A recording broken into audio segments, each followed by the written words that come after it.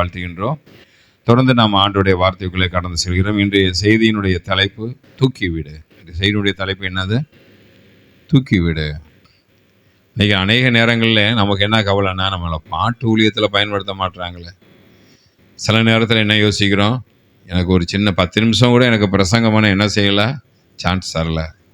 ஏதாச்சும் ஒரு காரியத்தில் நமக்கு ஒரு வருத்தம் இருக்கிறது. ஆண்டவருக்காக நான் பயன்படாமல் இருக்கேனே, எனக்கு ஆண்டவர் என்னை எடுத்து பயன்படுத்தலை, இல்லைன்னா ஊழியக்காரங்க என்னை எடுத்து பயன்படுத்தலை, ஏகப்பட்ட கவலைகள் இருக்கும். ஆனால் ஆண்டவருடைய ஆவியானவரும் வசனமும் நமக்கு எதற்கு கொடுக்கப்பட்டிருக்கிறது என்றால், மற்றவர்களை தூக்கி விடுவதற்காக கொடுத்திருக்கிறார். எதற்காக கொடுத்திருக்கிறார்? தூக்கி விடுவதற்காக கொடுத்திருக்கிறார். என்னுடைய பையனுடைய சம்பவத்தை நான் ஏற்கனவே ஆலயத்தில் சொல்லியிருக்கிறேன். புதிதாய் வந்தவர்களுக்காக சொல்கின்றேன். என்னுடைய மகன் ஆபிரகாம் நல்லா நீச்சல் அடிப்பான். அவன் எங்களை காட்டில் நல்லா நீச்சல் அடிக்கிறவன். அவன் நண்பர்கள்லாம் சேர்ந்து அடிக்கடி இந்த மாடக்குளங்கிற கண்மாயில் போய் நீச்சல் அடிப்பார்கள். ஒரு முறை அவன் நண்பர்களோடு சேர்ந்து நீச்சல் அடிக்க போயிருக்கிறான். கரையில் அவன் நண்பர்கள் 2 பேர் இருந்திருக்கிறாங்க, இவனும் இருந்திருக்கிறான். அப்போ சின்ன பையன், ஒரு 7ஆம் கிளாஸ் படிக்கக்கூடிய பையர்கள், சின்ன சின்ன வயசு, ரொம்ப சின்ன பையங்க. அந்த பையங்க 7 கூட சொல்ல முடியாது, 5, 6 படிக்கிற பையங்க. ஒரு 3 பையங்க வந்திருக்காங்க. அந்த 3 பேரும் ஒரு போட்டி வைத்திருக்கிறார்கள். ஒரு கல் இருக்குது, அந்த கல்லை போய் தொட்டுட்டு வர வேண்டும் என்று. அதில் போயிட்டு 2 பேர் தொட்டுட்டு வந்துட்டாங்க. ஒரு பையன் தொட்டுட்டு வராமல் காவாசி தூரத்தில் திணற ஆரம்பித்து விட்டான். அப்பொழுது என்னுடைய மகன் கூட இருக்கிற நண்பர்களை பார்த்து கேட்குறான், ஏன்டா நீங்கள் போனீங்களாடா, அந்த உன் ஃப்ரெண்டை விட்டுட்டு வந்துட்டீங்களே, அவன் நீந்தி வராமல் இருக்கானேன்னு கேட்கும்போது அவன் சொல்லிட்டான், அண்ணே அவனுக்கு நல்லா நீச்சல் தெரியும்னேன்ட்டான். திருப்பி அவன் ரொம்ப நேரம் தத்தளிக்கும் போது என்னுடைய மகன், அவங்க ஏதோ போராடுற மாதிரி தெரியுது, நான் போகிறேன்னு திருப்பியும் அவங்க தடை பண்ணிட்டாங்க. அண்ணே போகாதீங்கண்ணே, அவன் நடிக்கிறான்னே, அவன் இப்படி தானே அடிக்கடி விளையாடுவான்னு சொல்லிட்டாங்க. 3ஆவதும் கவனித்து கொண்டே இருந்திருக்கிறான். அவனுடைய வாழ்க்கையில் அவனுடைய உயிருக்கு போராடக்கூடிய சம்பவம் தெரிந்தவனு துணிஞ்சு உள்ளே போயிட்டான், நீந்தி போயிட்டான். அது கொஞ்சம் தூரமான இடம். அங்கே போன பிறகுதான் தெரிகிறது அவன் தண்ணீரில் தத்தளித்து கொண்டு இருக்கிறான், உயிருக்கு போராடி கொண்டு இருக்கிறான் என்று. அவன் என்னுடைய மகனை பார்த்த உடனே அண்ணேன்னு கத்தன உடனே சொல்கிறான், அண்ணே உன்னை கைவிட மாட்டேன்டா, நான் உன்னை நிச்சயம் உன்னை காப்பாற்றிடுவேன், ஆனால் எனக்கு நீ கோஆப்ரேஷன் கொடுக்கணும்னு சொல்லி அவன் கையை என்ன செய்கிறான், பிடிக்கிறான். ஒன்று சொல்கிறான், இனிமேல் நம்ம கரைக்கு போக முடியாது, அந்த கல்லை போய் பிடிச்சிடலாம், என் கூட சேர்ந்து கோஆப்ரேஷன் அப்படின்னு சொல்லி இவன் கையை பிடித்து இழுத்து கொண்டு போகும்போது அவன் தண்ணி ரொம்ப குடித்ததுனால அந்த தண்ணி அவனை கீழே இழுக்க ஆரம்பிச்சிருச்சு. இப்போ இழுத்தது மட்டும் கிடையாது, அவன் சின்ன பையனாக இருந்தாலும் அவனுடைய ஃபுல் பவரில் என் மகனையும் உள்ளே இழுக்க ஆரம்பிச்சிட்டான். இதை கரையில் இருந்த என்னுடைய மகனுடைய நண்பர்கள் 2 பேர் பார்த்து விட்டு வேகமாக நீந்தி வராங்க. அவங்க இந்த நிலைமை, அவனில் சிவான் ஒருத்தர் இருக்கான், அவன் நீச்சல் எக்ஸ்பர்ட், அவன் ரொம்ப அவன் கடைசியாக ஒரு காரியம் சொல்லிட்டான், ஆபிரகாம் இனிமேல் அவனை நீ காப்பாற்றணுங்கிற எண்ணத்தை விட்டு அவனை காப்பாற்றணும்னு நினச்சா நீ இறந்து போயிடுவ அப்படின்னா அவன் கை மரணப்பிடி வாங்கி. பார்த்தீங்களா, அப்போ தான் அவன் சின்ன பையனாக இருந்தாலும் அவன் இப்படி மரணப்பிடியாக இருக்கிறது. என் மகனுக்கு அவனுடைய கையை விடுவதற்கு மனசு வரல, ஏன்னா வாக்கு கொடுத்துட்டோமேனு. அவனுக்கு இந்த நீச்சல் தெரிஞ்சதுனால இந்த சிவா என்ன பண்ணால் ஒரு டைவ் மாதிரி, இந்த டால்ஃபின் டைவ் மாதிரி என் மகனை சுத்த விட்ட உடனே இவன் கை பிரிஞ்சிருச்சு. உடனே என் மகனை என்ன செஞ்சான், காப்பாற்றி கூட்டிகிட்டு வந்துட்டான். 3 பேரும் அப்படியே பேய் அரைஞ்ச மாதிரி இருக்காங்க. அதில் என் மகன் ரொம்பவும் பாதிக்கப்பட்டான். அவங்க 3 பேரும் வந்தாங்க, அவங்களுக்கு ஜோம் பண்ணி அவங்களால ரெக்கவர் பண்ண வேண்டியதாயிடுச்சு. அந்த சின்ன பையன் தண்ணிக்குள்ளே விழுந்து அப்படியே மரித்து விட்டான். அவனுடைய சிவப்பா ரொம்ப அழகாக இருந்த சின்ன பையன்தான். என்னுடைய மகனுக்கு பல நாட்கள் அது மனநிலை பாதிக்கப்பட்டிருந்தது. தூக்கி விடலையே, நீங்கள் தூக்கி விடுறதுக்கு ஆட்கள் இல்லைங்க. ஆபத்து காலம்னு ஒரு காலம் வரும்போது ஆண்டவர் உங்களையும் என்னையும் எதற்கு அழைச்சிருக்காரு, ஆனால் மற்றவங்களை தூக்கி விடுறதுக்கு தான் அழைச்சிருக்கிறாரு. இன்றைக்கி தூக்கி விடுறதுக்கு ஜனங்கள் இல்லை. யோசேப்பை குழிக்குள்ளே தள்ளிவிட்ட மாதிரி எவனடா குழிக்குள்ளே தள்ளி விடலாம். கொஞ்சம் நல்லா ஊழியத்தில் வளர்ந்து வந்தால் ஏதாச்சும் ஒரு குறையை பார்த்து அவனை குழிக்குள்ளே தள்ளி விட்டுறது. அன்றைக்கி யோசேப்பை எப்படி சகோதரர்கள் குழிக்குள்ளே தள்ளினாங்களோ அது மாதிரி இன்றைக்கி சமுதாயம், சொந்த பந்தங்கள் எல்லாம் அதுக்கு தான் காத்துட்ருக்கு. எப்படா சான்ஸ் கிடைக்கும் அவனை குழிக்குள்ளே தள்ளி மண்ணை போட்டு மூடிடுவோம் அப்படின்னு தான் சான்ஸ் இருக்குது. சமீபத்தில் ஒரு நடிகனை பார்க்குறதுக்காக 41 பேர் இறந்து போனாங்க. அவங்க எப்படி இறந்து போனாங்கன்னா, கீழே படுத்து கிடக்காங்க, எல்லாம் அவனை மிதித்து தான் போகிறானே ஒழிய ஒருத்தன் கூட அவனை தூக்கி விட மாட்டான். தூக்கி விட்டால் இவன் தப்பிக்க முடியாது, அவன் தான் உயிரை தான் பாதுகாக்கப்படுறான். ஆண்டவர் உங்களையும் என்னையும் எதற்காக அனுப்பியிருக்கிறாருன்னா தூக்கி விடுறதுக்காக அனுப்பியிருக்கிறாரு. தூக்கி விடுறது இல்லை, எப்படிலாம் செய்யணும், எப்படி இருந்தால் தூக்கி விட முடியும், எந்தெந்த காரியத்தில் கர்த்தர் நமக்கு தூக்கி விட்டார்னு சொல்லி சில காரியத்தை குறித்து நான் பார்க்க போகிறோம். சங்கீதம் 50ஆம் அதிகாரம் 15ஆவது வசனத்தில் நம்ம வாசிக்கும் போது, சங்கீதம் 50:15 போடப்பட்டிருக்கு, ஆபத்து காலத்தில் என்னை நோக்கி கூப்பிடு, நான் மறு உத்தரவு கொடுப்பேன். சங்கீதம் 50:15 என்ன போடப்படுகிறது என்றால், ஆபத்து காலத்திலே, ஆபத்து காலம்னு ஒரு நம்ம எந்த காலத்தில் நம்மளை தூக்கிவிட ஆள் வேண்டும் என்றால், சொல்கிறாங்க, நடிகர் ரஜினிகாந்த் இந்தி நடிகர் அமிதாப் பச்சனை ஒரு தடவை தூக்கி விட்டாராம். அமிதாப் பச்சனுடைய வீட்டில் ஒரு டாய்லெட்டு தங்கத்தில் செஞ்ச டாய்லெட்டு. எதில் செஞ்ச டாய்லெட்டு என்ன யோசிக்கிறீங்க? டாய்லெட்டே இதில் தான் செஞ்சுருக்கான். தங்கத்திலே டாய்லெட் பண்ணி வச்சிருக்கிறாரு. அப்படிப்பட்ட ஒரு கோடீஸ்வரன். ஆனாலும் ஒரு சீசனில் அவர் அவருக்காகவே ஒரு படத்தை நடித்து, அவரோட சேர்ந்து ஏதோ நடித்து அவரை தூக்கி விட்டாராம். அவை தூக்கி விடுங்கிறது ஏழைகளுக்கு தான் தூக்கி விடணும்னு நினைக்காதீங்க. எந்த நேரத்தில் யாரை தூக்கி விடணும்னு நமக்கு தெரியாது. இப்போ கர்த்தர் நமக்கு வாக்கு கொடுக்குறாரு, ஆபத்து காலத்தில் என்னை நோக்கி கூப்பிடு, நான் உன்னை தூக்கி விடுவேன். நான் என்ன செய்வேன்? தூக்கி விடுவேன். அதன் அடிப்படையில் சில காரியத்தை குறித்து என்ன செய்ய பார்க்குறோம். சங்கீதம் 102:2 போட வேணாம். என் ஆபத்து காலத்தில் உமது முகத்தை எனக்கு மறையாதீங்க. ஒரு பக்கம் தூக்கி விட வேண்டும், இன்னொரு பக்கம் நீதிமொழிகள் 22:3 போடப்பட்டிருக்கு, விவேகி ஆபத்தை கண்டு மறைந்து போகிறான். முதல்ல நம்ம ஆபத்துக்குள்ளே போய் மாட்டிடக்கூடாது. அடுத்தவங்களை தூக்கி விடுற நம்ம எங்கே போய் மாட்டிடக்கூடாது. இப்போ அவன் தூங்கிட்டு இருக்கான், அந்த பார்பர் ஷாப் வச்சு அந்த பார்பர் தூங்கிட்டு இருக்காரு, இவர் ஊரை விட்டு ஓடி போயிட்டாரு. தூக்கி விடுறதுக்கு முன்னே விவேகி நீதிமொழிகள் 22:3 போடப்பட்டிருக்கு, விவேகி ஆபத்தை கண்டு மறைந்து போகிறான். அப்போ முதலாவது தூக்கி விடுற ஊழியம் செய்கிற நீயே ஆபத்தில் பள்ளத்தாக்கில் விழுந்துட்டேன்னா, சில நேரத்தில் 108 ஆம்புலன்ஸே ஆக்சிடென்ட் ஆகி படுத்து கிடக்கும். பார்த்துறீங்களா? வேகமாக வரேன்னு சொல்லி அவன் ஆக்சிடென்ட் ஆகி படுத்திருப்பான். கடைசியில் பார்த்தா இவனை காப்பாற்றணும் இவன் விழுந்துருவான். நீ முதலாவது ஒரு காரியத்தை பார்க்க வேண்டும். உன்னை தூக்கி விடுறதுக்கு 4 பேர் வரக்கூடிய அளவுக்கு நம்ம வச்சுக்கிற கூடாது. அப்போ முதலாவது அடுத்தவங்களை தூக்கி விடுற ஊழியம் செய்கிற நம்ம என்ன செய்யக்கூடாது? பள்ளத்தில் விழுந்துடக்கூடாது. ரெண்டாவது நம்ம 4 பேரை பள்ளத்தில் தள்ளியும் விட்டுறக்கூடாது. என்ன செஞ்சிடக்கூடாது? யோனா 1வது அதிகாரம் 7வது வசனம் 8வது வசனத்தில் போடப்பட்டிருக்கு, யார் நிமித்தம் இந்த ஆபத்தை நமக்கு நேரிட்டது? யார் நிமித்தம்? இப்போ மற்றவங்கள குழிக்குள்ள தள்ளுறதுக்கு யோனா காரணமாயிட்டான். யோனா 1வது அதிகாரம் 8. யார் நிமித்தம் இந்த குழிகளை நம்ம போகிறோம்? எல்லாருமே நல்லா தான் போட்டு போயிருந்துச்சு, இந்த கப்பல் நல்லா தானே போயிருந்துச்சு, திடீர்னு இந்த கப்பல் தண்ணிக்குள்ளே முங்குதே, காரணம் என்ன? எவனோ ஒருத்தன் நம்மளை தண்ணிக்குள்ளே தள்ளி விடுறான், அவன் தான் காரணமாக இருக்கான். நான் சொல்கிறேன், கொஞ்சம் கோர்வையாக வரீங்களா? இனிமேல் நான் செய்திக்குள்ளே போல இன்ட்ரடக்ஷன் தான் கொடுத்துருக்கேன். முதலாவது தூக்கி விட வேண்டும். ரெண்டாவது நம்ம தூக்கி விடுறதுக்குள்ளே நம்ம ஆபத்தில் போய் விழுந்துடக்கூடாது. மற்றவனையும் ஆபத்தில் தலை. இங்கே யோனான்னு ஒருத்தர் நிமித்தம் எல்லாரும் பாதிக்கப்பட்டார்கள். யார் நிமித்தம்? 8வது வசனம் போடுங்க. 8வது வசனம், அப்பொழுது அவர்கள் நோக்கி, யார் நிமித்தம் இந்த ஆபத்து நமக்கு நேரிட்டது என்று சொல்ல வேண்டும் அப்படின்னு சொல்லி அவனை குறித்து என்ன செய்கிறாங்க? கேட்குறாங்க. அப்போஸ்தலர் 27வது அதிகாரம் 10வது வசனத்தில் போடப்பட்டிருக்கு, மனுஷரே போடுங்க. அப்போஸ்தலர் 27:10, மனுஷரே இந்த யாத்திரையினால் சரக்குக்கும் கப்பலுக்கும் மாத்திரமல்ல நமக்கு வருத்தமும் சேதமும் உண்டாகின்ற மனுஷரே இந்த அப்போ சொல்கிறார், ஆபத்துக்குள்ளே போக போகிறோம். அப்போ முதல்ல நீங்கள் நானும் பள்ளத்தாக்குள்ளே உழ வேண்டும் என்பது தேவ சித்தம் இல்லை. எது இல்லை, எது கிடையாது? ஆபத்துக்குள்ளே நீங்கள் நானும் போக வேண்டும் என்பது தேவ சித்தம் கிடையாது. இங்கே வாசிக்கிறோம், அப்போஸ்தலன் பவுல் சொல்கிறார், பெரிய ஆபத்து காத்திருக்கு. யூரோக்ளைதன்னு சொல்லி ஒரு கொடுங்காற்றை என்ன செஞ்சிருக்கு? காத்திருக்கு. நீ தென்றலை பார்த்து போயிட்டுருக்க. அப்போ அநேக நேரத்தில் நம்மளே சில ஆபத்தில் போய் மாட்டிக்கொள்கிறோம். திருமண வாழ்க்கையாக இருந்தாலும் சரி, சில நேரத்தில் தொழிலாக இருந்தாலும் சரி, வேலையாக இருந்தாலும் சரி. அதனால தான் சொல்கிறேன், எதை செய்தாலும் கர்த்தர்கிட்ட கேட்டு செய்யுங்க. எதை செய்தாலும் யார்கிட்ட கேளுங்க?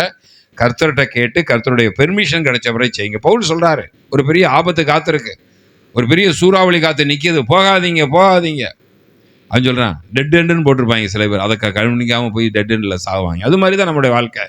முதல்ல நம்மளும் பள்ளத்தாக்குள்ளே உழவக்கூடாது, அடுத்தவனையும் உழ வச்சிடக்கூடாது. நம்ம அடுத்தவன் உழுகிறவனை தூக்கி விட வேண்டும். இதுதான் முன்னுரை. இப்பொழுது நம்ம எரேமியாவை குறித்து பார்க்க போகிறோம். எரேமியா எப்படி ஊழியம் செய்து தன் தேசத்தை காப்பாற்ற முயற்சி பண்ணார், அவர் எவ்வளவு தோல்வி அடைந்தாருங்கிற காரியத்தை தான் இன்றைக்கி நம்ம பார்க்க போகிறோம். நீ எரேமியா புத்தகத்தில் நிறைய வசனங்கள் இன்றைக்கி எரேமியாவில் தான் பார்க்க போகிறோம். எரேமியா 37வது அதிகாரம் 1வது வசனம். இப்போ என் கூட கொஞ்சம் சரித்திரத்துக்குள்ளே நம்ம போக போகிறோம். ஒரு தீர்க்கதரிசியினுடைய வாழ்க்கையை குறித்து பார்க்க போகிறோம். தேவனுடைய பிள்ளை, சில நேரங்களிலே நம்ம அதை என்னதான் விசுவாசம் இருந்தாலும், என்னதான் உபவாசம் பண்ணாலும், என்ன காரியம் செஞ்சாலும் கர்த்தருடைய சித்தத்துக்கு நம்ம ஒப்பு கொடுத்து, நம்ம ஜெபம், நம்ம விசுவாசம் எல்லாம் கர்த்தருடைய சித்தத்துக்குள்ளே இருக்கணும். நம்ம ஜெபம் உபவாசம் எப்படி இருக்கணும்? ஒரு 20 பேர் சேர்ந்து 4 நாள் போராடி இயேசுவின் ரகசிய வருகை இருக்கக்கூடாது அப்படின்னு ஒரு உபவாசம் ஜெபம் போட முடியுமா? நாளைக்கு ஒரு 7 மணி நேரம் போடுறாங்க, எதுக்குங்க? ஒரு ரகசிய வருகை இருக்கக்கூடாது. இந்த பூமியில் நம்ம வாழ்ந்துக்கிட்டே இருக்கணும். அந்திகிறிஸ்து வரக்கூடாது. சில சட்ட திட்டங்களுக்கு வேத வசனத்துக்கு விரோதமான ஜெபம் இருக்கக்கூடாது. அதே மாதிரி விசுவாசம் வாயில் சொல்கிறதெல்லாம் நடக்கும். இப்போ நாங்களே அதான் டீச் பண்ணோம். நீங்கள் மரணமும் ஜீவனும் நாவின் அதே நீ சொல்லாதெல்லாம் நடக்கும். சூரியனை பார்த்து சொன்னார் நடந்துச்சு, சந்திரனை பார்த்து சொன்னார் நடந்துச்சு, தண்ணியை பார்த்து பேசினார் நடந்துச்சு. அதனால இப்போ தேவ பிள்ளைகள் சொல்கிறதான் நடக்கும். அப்படி டீச்சிங் நாங்களும் தான் கொடுக்குறோம். அப்போ இந்த விசுவாசம் ஜெபம் எல்லாமே வேத வசனத்தின் அடிப்படையில் இருக்கணும். ஒரே ஒரு ஜெபம் தான் தேவ சித்தத்தையே உடைச்சி எடுத்துச்சு. அந்த ஜெபம் என்ன ஜெபம்?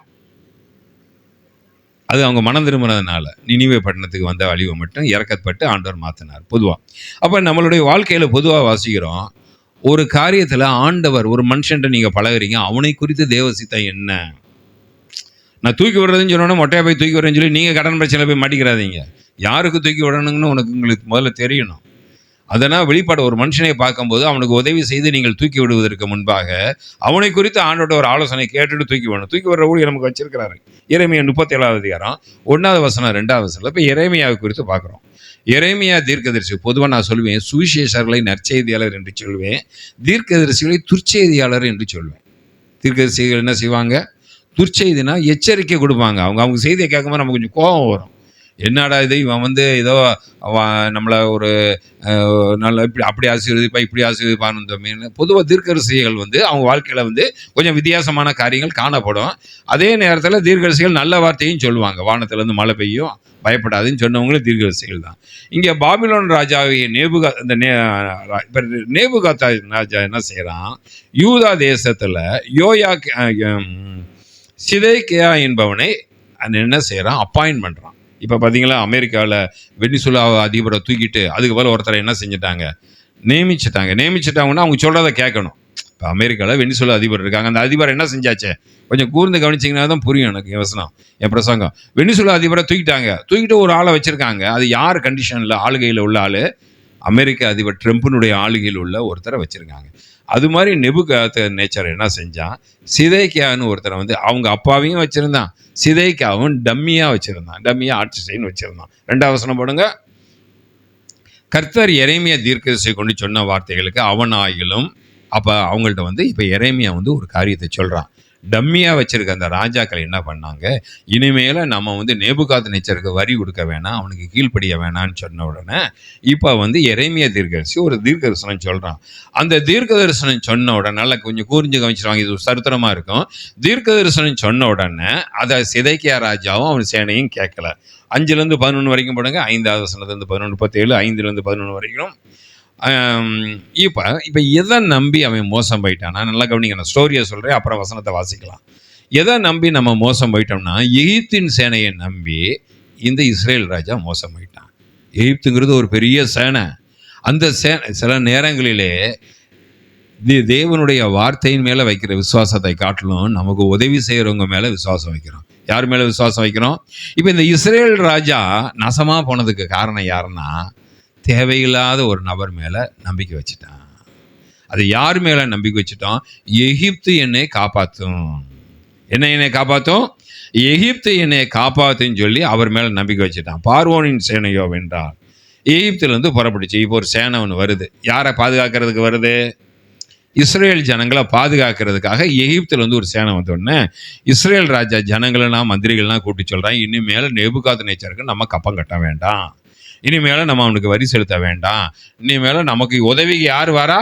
எகிப்தில் பார்வோன் சேனையே வருது அப்படின்னு சொன்ன உடனே இப்போ எகிப்தில் புறப்பட்டது. எருசலேமை முற்றுகை போட்ட கல்தேயர் அவருடைய செய்தியை கேட்டு இப்போ இவங்க உதவிக்கு வாராங்கன்னு தெரிஞ்ச உடனே இப்படி ட்ரம்ப் எப்படி அந்த ஊரெல்லாம் சுற்றி அப்பப்பா பொருளாதார நெருக்கடி கொண்டு வர்றாரு பார்த்தீங்களா? அது மாதிரி இந்த யார் இந்த நேபுகாத் நேச்சர் பாபிலோன் மக்கள்லாம் அவனுக்கு பொருளாதார பசி பட்டினி வரேன்னு சொல்லி சுற்றிலும் இருந்தாங்க பார்த்தீங்களா, கோட்டையை சுற்றிலும். அவங்க என்ன செஞ்சிட்டாங்கன்னா, எகிப்து சேனை வருது, நம்ம போயிடுவோம். ஏன்னா யார் போயிடுவோம்? நம்ம போயிடுவோம், நம்ம ஊரை விட்டு போயிடுவோம். யார் அவனுக்கு உதவிக்கு வந்துட்டாங்க. இப்படி வந்த உடனே யாருக்கு தைரியம் வந்துருச்சு? இஸ்ரேல் ராஜாவுக்கு தைரியம் வந்துருச்சு. பாத்தியா, பயந்து ஓடுறாங்க, அதனால நமக்கு எகிப்து வந்துட்டான் அப்படின்னோடனே அவங்க எருசலேமை விட்டு நீங்கி போயிட்டாங்க. அவங்க என்ன செஞ்சிட்டாங்க? எருசலேமை விட்டுட்டு இனிமேல் ஒன்றும் செய்ய முடியாதுன்ட்டு போயிட்டாங்க. அப்பொழுது எரேமியா தீர்க்கதரிசிக்கு கர்த்தருடைய வார்த்தை உண்டாகி. இப்போ கர்த்தருடைய வார்த்தை யாருக்கு வருது? கூர்ந்து கவனிக்கல. என் கூட வரீங்களா? என் கூட வந்தீங்கன்னா தான் புரியும், இல்லாட்டி பாதியில் இறங்கிறாதீங்க. இங்கே வாசிக்கிறோம். அப்பொழுது எரேமியா தீர்க்க, இப்போ கர்த்தருடைய வார்த்தை எரேமியா தீர்க்கதரிசிக்கு உண்டாயி அவர் போடுங்க, இது வரைக்கும் 11 வரைக்கும் போடுங்க. இஸ்ரவேல் தேவனாய கர்த்தர் உரைக்கிறது என்னவென்றால், என்னிடத்தில் விசாரிக்கும்படி என்னிடத்திற்கு அனுப்பின யூதாவின் ராஜாவை நீங்கள் நோக்கி, இதோ உங்களுக்கு ஒத்தாசையாக புறப்பட்டு வந்த பார்வோன் சேனை தன் தேசமாகிய எகிப்துக்கு திரும்பி போகும். பார்வோன் சேனை தன் தேசத்தை திரும்பி போகும். கல்தேயரோ வந்தால் திரும்பி வந்து, நல்லா கவனிங்க. இப்போ எரேமியா சொல்றார், கொஞ்ச நாளைக்கு எகிப்தினுடைய வீரர்கள் உங்களை பாதுகாப்பாங்க, கொஞ்ச நாள் கழிச்சு உங்களை விட்டு போவாங்க, போன பாபிலோனியர்கள் திரும்பி வருவாங்க. இதான் தீர்க்கதரிசனம். இந்த நல்ல பாம்பு இருக்குது பார்த்தீங்களா, அந்த நல்ல பாம்பை பிடிக்கிறவன் என்ன செய்வான்னா பின்னுக்கு போவான். 8 அடி 7 அடி நீளம் இருக்கும். இவன் எப்போ தெரியுமா போய் பிடிப்பான்? அது பொந்துக்குள்ளே போன பிறகு வாழை பிடிச்சி இழுக்கலான்னு போவார். இவர் என்ன செய்வார்? அது பொந்துக்குள்ளே போகிற வரைக்கும் காத்திருப்பான். பாதி தூரம் உள்ளே போன உடனே வாழை பிடிச்சி இழுக்கிறது, இடித்து தரையில் அடித்து சாகடிக்கலான்னு போவார். அந்த பாம்பு இவனை காட்டிலும் புத்திசாலியாக இருக்கும். என் பிண்டுக்கு வரியாடா, அதுக்கு காது ரொம்ப கூர்மா பாம்புக்கு. என்றைக்குமே பாம்புக்கு இந்த வைப்ரேஷனை உடனே தெரிஞ்சிடும். அது உடனே பார்க்க, எவனோ ஒருத்தர் நம்ம பிண்டுக்கு ரொம்ப நேரம் நடந்து வந்துருக்கான், அவனை நான் போட்டு தள்ளுறேன், அவன் போட்டு தள்ளுறதுக்கு முன்னக்கு நான் போட்டு தள்ளுறேன், இது எங்கே போகும்? புத்துக்குள்ளே போகும். இவர் பின்னுக்கே பாம்பை வாழை பிடிப்பார். பாம்பு போகிற மாதிரி உடம்பு போகும், தலை வெளியே தலை வெளியே இவன் கையை பிரித்து இழுக்கிறதுக்கு போகும். பார்த்தீங்களா, கையை ஒரு குத்தி அவனை சாகடிச்சிடும். அதே தான் இந்த இடத்துல நடந்துச்சு. இவன் நடிக்கிறாங்கிறது தீர்க்கதரிசியாக எரேமியாவுக்கு தெரிஞ்சிச்சு, கர்த்தருக்கு தெரிஞ்சிச்சு. இவன் போகிற மாதிரி போயிட்டு திருப்பி ரிவர்ஸில் வர போகிறாங்கிற நியூஸு இஸ்ரேல் ராஜாவுக்கு தெரியலை. அவன் நினச்சிட்டான் நம்மளை பார்த்து பயந்து போயிட்டாங்கன்னு நினைக்கிறான். இப்போ அவன் போய் வச்ச பிறகு, ஈர்த்த போக வச்ச பிறகு, கல்தேயரோ என்றால் திரும்பி வந்து இந்த நகரத்துக்கு விரோதமாக யுத்தம் பண்ணி அதை பிடித்து அக்கினியால் சுட்டெரிப்பார். இது தீர்க்கதரிசனம் சொல்கிறாரு. இந்த மாதிரி நடக்க போகிறது. வாசிங்க போடுங்க 11 வரைக்கும். 11 வரைக்கும். கல்தேயர் நம்மை விட்டு நிச்சயமாய் போய் விடுவார்கள் என்று சொல்லி நீங்கள் மோசம் போகாதிருங்கள். அவங்க போக மாட்டாங்க. தீர்க்கதரிசனம் கரெக்டாக சொல்கிறார் எரேமியா. அவன் போக மாட்டான், போகிற மாதிரி நடிக்கிறான், ஆனால் போக மாட்டான், அவன் திருப்பி வருவான் என்றாங்க. உங்களோடு யுத்தம் பண்ணுகிற கல்தேயருடைய சேனையெல்லாம் நீங்கள் முறியடித்தாலும், மீந்தவர்களை எல்லாம் காயப்பட்டவர்களாக இருந்தாலும் அவர்கள் தங்கள் கூடாரங்களிலிருந்து எழும்பி இந்த நகரத்தை அக்கினியால் சுட்டெரிப்பார்கள் என்று கர்த்தர் உரைக்கிறார் என்று சொல்லுங்கள் என்றார். அடுத்த வசனம், பார்வோனின் சேனை வருகிறது என்று கல்தேயருடைய சேனை எருசலேமை விட்டு போன போது, பார்வோனின் சேனை வருகிறது என்று கல்தேயருடைய சேனை எருசலேமை விட்டு போன போது. இப்போ நடந்த சம்பவம் என்னவென்றால், எரேமியா கரெக்டாக சொல்கிறான், ஒரு சேனை உங்களை விட்டு போகும், போன சேனை திருப்பி உங்களை தாக்கும். சொன்ன உடனே நடந்த காரியம் என்னவென்றால், எரேமியா ஜனங்களை பயமுறுத்துகிறான். என்ன செய்கின்றார்? நம்ம வீரர்கள்லாம் பயமுறுத்த, அவன் 2 காரியம் தான் சொல்கிறான். ஒன்று, அவனோட போயிட்டேன்னா நீ தப்பிச்சிருவ, அவனோட எதிர்த்தாலும் நீ செத்து போயிடுவ, இந்த ஊர்லேயே இருந்தாலும் நீ செத்து போயிடுவ, இந்த ஊர்லேயும் நீ இருக்கக்கூடாது, அவனை எதிர்க்கத்தும் போகக்கூடாது, அவனோட நீ கீழ்ப்படிஞ்சு போயிட்டேன்னா உனக்கு பிரச்சனையே இல்லைங்கிறார். இதுதான் பிரச்சனை. இப்போ நாட்டு பிரச்சனை. பழைய ஏற்பாடின் காலத்தில் ராஜாக்கள் எதை வைத்து ஆளுகை செய்தார்கள்னா தீர்க்கதரிசிகளை வைத்து ஆளுகை செய்தார்கள். சவுலுக்கு அதான் சொன்னேன்ல, சாலமோன் மட்டும்தான் அந்த காரியத்தில் தவற விட்டுட்டார். சவுலும் வச்சிருந்தார் தீர்க்கதரிசியை, தாவீதும் வச்சிருந்தாங்க, இவங்க தீர்க்கதரிசியை வச்சிருந்தாங்க. அப்போ தீர்க்கதரிசி இன்னைக்கும் தேசத்தை தீர்க்கதரிசிகள் ஆளுகை செய்ய வேண்டும் என்று நான் விரும்புகிறேன். அவன் ஒன்று தான் சொல்கிறான், பாபிலோனோட ஒரு சண்டை போடாத, அவனுக்கு கீழ்ப்படிஞ்சிட்டேன்னா உனக்கு பிரச்சனையிலிருந்து தப்பிப்ப அப்படின்னு ஒன்று அவனுக்கு வந்த பேர் என்றால் துர்ச்செய்தியாளங்கிற பேர் விட்டது. அடுத்து 37வது அதிகாரம் 19வது வசனம் வாசிப்போம். 37:10. இந்த ஹிஸ்ட்ரி தெரிஞ்சாதான் எரேமியாவை ஏன் தூக்கி சகதியில் போட்டாங்கன்னு பார்க்க போகிறோம். இப்போ எரேமியா நான் எந்த சிச்சுவேஷனுக்குள்ளே நான் கொண்டு போகிறேன்னா, எரேமியா ஒரு தண்ணி இல்லாத பாலுங்கிணத்துல போட்டாங்க.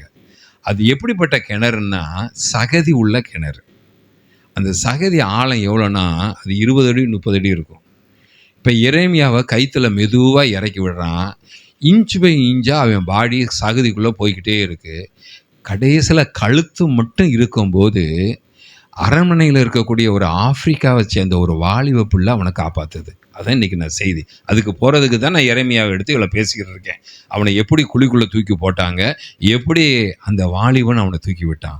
பெரிய தீர்க்கதரிசிக்கு ஒரு சின்ன ஆப்பிரிக்காவை சேர்ந்த ஒரு வாலிப பிள்ளை தாங்க உயிரை கொடுத்துச்சு. ஒரு சின்ன வாலிப பையன், அவன் ஆப்பிரிக்காவை சேர்ந்தவன், அவன் அரண்மனையில் ஒரு எடுபடி வேலை பார்க்குறவன். இவ்வளோ தைரியம் இருந்திருந்தா அவன் போய் அவனை தூக்கியிருப்பான். அதை தான் பார்க்கறதுக்கு ஏன் எரேமியா உள்ளே போனாரும் இப்போ பார்த்துட்டு இருக்கோம். பாப்போமா, இப்போ வாசிப்போம். 37வது அதிகாரம் 19வது வசனம் படுங்க. பாபிலோன் ராஜா உங்களுக்கும் இந்த தேசத்துக்கும் விரோதமாக வருவதில்லை என்று உங்களுக்கு தீர்க்கதரிசனம் சொன்ன தீர்க்கதரிசிகள் எங்க? இது அப்படியே வைங்க. இன்னைக்கும் இப்படிப்பட்ட ஊழியர்கள் உண்டு. யாரை பிரியப்படுத்துகிற ஊழியர்கள்? ஜனங்களை பிரியப்படுத்தக்கூடிய ஊழியர்கள். நீ பாவம் செய்கிறியா, செஞ்சுக்க. அது அக்கிரமம் பண்ணுறியா, பண்ணிக்க. எல்லாத்தையும் இதை செய்கிறியா, செஞ்சுக்க அப்படிங்கிற ஊழியக்காரர்கள் அன்னைக்கு இருந்திருக்காங்க. இந்த இடத்துல வாசிக்கிறோம். எதனால் இந்த ராஜா கெட்டு போயிட்டானா? அநேக தீர்க்கதரிசிகள் சொன்ன காரியம் என்ன தெரியுமா? பாபிலோன் ராஜா இனிமேல வரமாட்டான் அப்படின்னு தான் எல்லாரும் தீர்க்கதரிசனம் சொல்கிறாங்க. ஆனால் எரேமியா மட்டும்தான் சொல்கிறான் அவன் திரும்பி வருவாங்கிறாங்க. சரி பார்ப்போமா? அடுத்து 38வது அதிகாரம் போவோம். 38வது அதிகாரம் 1வது வசனம். இதுலேருந்து நான் சொல்லக்கூடிய காரியம் என்னவென்றால், ஆபத்து ஏன் வருகிறது என்றால் கர்த்தருடைய ஆலோசனை நம்ம கேட்காது. நீங்கள் ஆபத்தில் மாட்டி மாட்டி தப்பிக்கணுங்கிறது ஆண்டோட விருப்பம் இல்லை. வியாதிகளை உளுந்து சுகமானுங்கிறது ஆண்டோடைய விருப்பம் இல்லை. சில சொல்லுவாங்க தோல்விகள்லாம் மெட்ரிக்கு படிக்கணும், அதனால நிறைய நான் தோத்துக்கிட்டே இருக்கணும், அப்போ தான் நிறைய படிக்கட்டு கிடைக்கும். அப்படிப்பட்ட தியாலஜி போகக்கூடாது. தேவப்பிள்ளை இந்த இடத்துல வாசிக்கிறோம். அடுத்து 38வது அதிகாரம் 1வது வசனம் 2வது வசனத்தை வாசிக்க போகிறோம். இந்த நகரத்திலே தரித்திருக்கிறவனும் அவன் சொல்கிறான், முதல்ல சொல்கிறான், இந்த நகரத்தில் எவன் இருக்கானோ அவன் பட்டயத்தால் சாவான், பஞ்சத்தால் சாவான், கொள்ளை நோயால் சாவான். இந்த ஊர்லேயும் இருந்துடாத. இந்த ஊர் நல்ல கவனிங்க. நம்மளுடைய விசுவாச அறிக்கை, நம்மளுடைய ஜபம், நம்மளுடைய பிரயாசம் எல்லாம் ஆண்டவருடைய சித்தத்தை அறிந்து நம்ம செயல்பட வேண்டியது அவசியம். நாங்களும் ஒவ்வொரு தடவையும் என்ன ஜெபம் பண்ணுறோம்? மோடி போகட்டும், டேடி வரட்டும் தான் ஜெபம் பண்ணுறோம். ஆனால் மோடி ஐயா வந்துக்கிட்டு தான் இருக்கு. இப்பயும் போடத்தான் போகிறோம். நாங்கள் விடுவோமா? நாங்கள் விடுவோமா? போட்டுக்கிட்டு தான் இருக்கோம். ஆனாலும் என்ன செய்ய மாட்டேங்குது? அசைய மாட்டேங்குது. ஆண்டவன் எங்களை சீர்திருத்துறாரா என்னன்னு தெரியல. அதனால ஜெபம் பண்ணுறதை விட்டுருவோமா? நாங்கள் விட மாட்டோம். தேவப்பிள்ளைய மோடி நம்மளுடைய ஆசீர்வதிக்கப்பட்ட பாத்திரம் தான், அவரையும் நான் ஆசீர்வதிக்கிறேன். சரி, ரைட்டு. இந்த நகரத்திலே தரித்து. அப்போ நீங்கள் நல்லையா நேரத்தில் கவனிங்க. நம்ம வாழ்க்கையில் ஏன் ஆபத்து வரக்கூடாது? ஆண்டவருடைய இருதயத்தை கண்டுபிடிக்க கற்றுக்கொள்ள வேண்டும். எதை கற்றுக்கொள்ள வேண்டும்? கல்யாணம் ஆன பிறகு, கணவன் மனைவி ஆன பிறகு எது பெரிய பிரச்சனைனா, சொல்லுங்களேங்க, ஒரு மனுஷ வர்க்கத்திற்குள்ள 4200 கேரக்டர் இருக்கு. நான் உங்களுக்கு சொல்லியிருக்கேன்னு நினைக்கிறேன். 4200 கேரக்டர் இருக்கு. அவன் எந்த கேரக்டர் இருக்கான்னு சொல்லி நமக்கு கொஞ்ச நாள் தெரியவே தெரியாது. அதே மாதிரி வந்திருக்கவன் என்ன கேரக்டர் இருக்கான்னு நமக்கு தெரியவே தெரியாது. நம்ம நினைக்கிற கேரக்டர் அவரை இழுக்க பார்ப்போம். அவருக்கு நினைப்பார், நம்ம நினைக்கிற கேரக்டர் அம்மாவை இழுக்க பார்ப்பாங்க, ஐயாவை இழுக்க பார்ப்பாங்க. இந்த டக்க போருக்குள்ளே கடைசியில் பார்த்தீங்கன்னா கல்யாண நாளில் இது முடிஞ்சு அதுக்கப்புறம் என்ன ஆயிடுது? யாராச்சும் ஒருத்தங்க இறந்து போயிடறாங்க. கடைசி வரைக்கும் நமக்கு அது தெரிய மாட்டேங்குது. தேவப்பிள்ளை, இப்போ நம்ம ஆண்டவருடைய இருதயத்தை கண்டுபிடிக்கும். இந்த பிரச்சனையாக இருந்தாலும் சரி, ஆண்டவர் எப்படி பார்க்குறாரோ பார்க்கணும். ஆண்டவர் பிரச்சனை எப்படி பார்க்குறாரு? எரேமியா கரெக்டாக தீர்க்கதரிசனம் சொல்கிறாரு. அதனால் அவருக்கு வந்தது காரணம் என்ன தெரியுமா? தூக்கி குழிக்குள்ள போட்டாங்க. ஆனாலும் கர்த்தர் கைவிடலை. இந்த நகரத்திலே தரித்து இருக்கிறவனும் பட்டயத்தாலும் பஞ்சத்தாலும் கொள்ளை நோயினாலும் இந்த ஊரில் இருந்துடாத. இருந்தால் பஞ்சம், பட்டயம், கொள்ளை நோய் உனக்கு வரும். கல்தேர் எடுத்து புறப்பட்டு போயிடணும், உயிரோடு இருப்பான். யார்கிட்ட நீ போயிடணும்? கல்தேரோடு புறப்பட்டு போகிறவனோ உயிரோடு இருப்பான். அவனுடைய பிராணன் அவனுக்கு கிடைத்த கொள்ளை உடைமை போல் இருக்கும். அவன் பிழைப்பான் என்பதை கர்த்தர் உரைக்கிறார். அப்போ அவனோடு போனவன் தான் தப்பிப்பான். நீ அவனை எதிர்த்ததே தப்பு அப்படின்னு சொல்லி அட்வைஸ் பண்ணுறாரு. அதுக்கடுத்த வசனம் போவோமா? நம்ம 38 4 21 வரைக்கும் வாசிக்க போகிறோம். 31 இந்த ஹிஸ்ட்ரியை நம்ம வீட்டில் போய் தியானிக்கணும். நல்லா கவனிங்க. வசனத்தை நீங்கள் எவ்வளோ தூரம் தியானிக்கிறீங்களோ, நான் ஆண்டவர்கிட்ட ஒரு காலத்தில் கேட்டேன், ஆண்டவர் இந்த பாஸ்டர் ஊழியம் மட்டும் கொடுத்துடாதீங்க, சுவிசேஷ ஊழியம் கொடுங்க. சொந்தக்காரன் சொந்த பந்தம் மத்தியில் போய் வியாதியை சோமாக்கணும். உடனே என்ன வைக்கிறவாங்க பாரியா, வியாதியை சோமாகிட்டாருமாங்க. ரெண்டாவது இந்த பாஸ்டர் தான் அந்த காலத்தில் வேட்டி சிப்பாக தான் போட்டிருப்பாங்க. இதெல்லாம் பார்க்கும்போது எனக்கு இன்னும் இந்த பாஸ்டர் காலிங்க ஒரு மாதிரி நினச்சிக்கிறேன். ஆனால் இன்றைக்கி என் பிள்ளைகளுக்கு காலிங்லேயே எனக்கு ரொம்ப பிடிச்ச காலிங் பாஸ்டர் காலிங் தான். ஏன்னா உங்களுக்கு நான் 10-20 வருஷமாக செய்தி கொடுக்குறேனே, அரைச்ச மாவி திருப்பி அரைக்க முடியுமா? நான் போய் ஒவ்வொரு தரையும் புதுசாக இருக்கணும். இது நான் ஒரு எவாஞ்சலிஸ்டாக இருந்தேன். ஒரு செய்தி எனக்கு போதும். அதை வச்சுட்டு அமெரிக்கா, ஆப்பிரிக்கா, அண்டார்டிகாவோட சுற்றிடுவேன். புரியுதா? அப்போ எந்த அளவுக்கு இந்த காலிங் எப்படிப்பட்ட காலிங் என்றால், வேத ஆழத்திற்குள்ளே நம்ம கொண்டு போகிற காலிங். என்ன காலிங் இது? வேத ஆழத்துக்குள்ளே நம்மளை கொண்டு போய் அதுக்குள்ளே போகிறோம். அப்போ நீங்கள் வேத வசனத்தை தியானிக்க நல்லா கவனிங்க. வேத வசனத்தை தியானிக்க தேவ சித்தத்தை நீங்கள் ஈஸியாக கண்டுபிடிச்சிருவீங்க. நம்ம எல்லாத்துக்கும் நம்ம நேரத்தை செலவழிக்கிறோம். வேதத்தை அதுக்காக தான் ஆலயத்தில் கொஞ்சம் வேத தியானத்துக்குள்ளே கொண்டு போகிறேன்.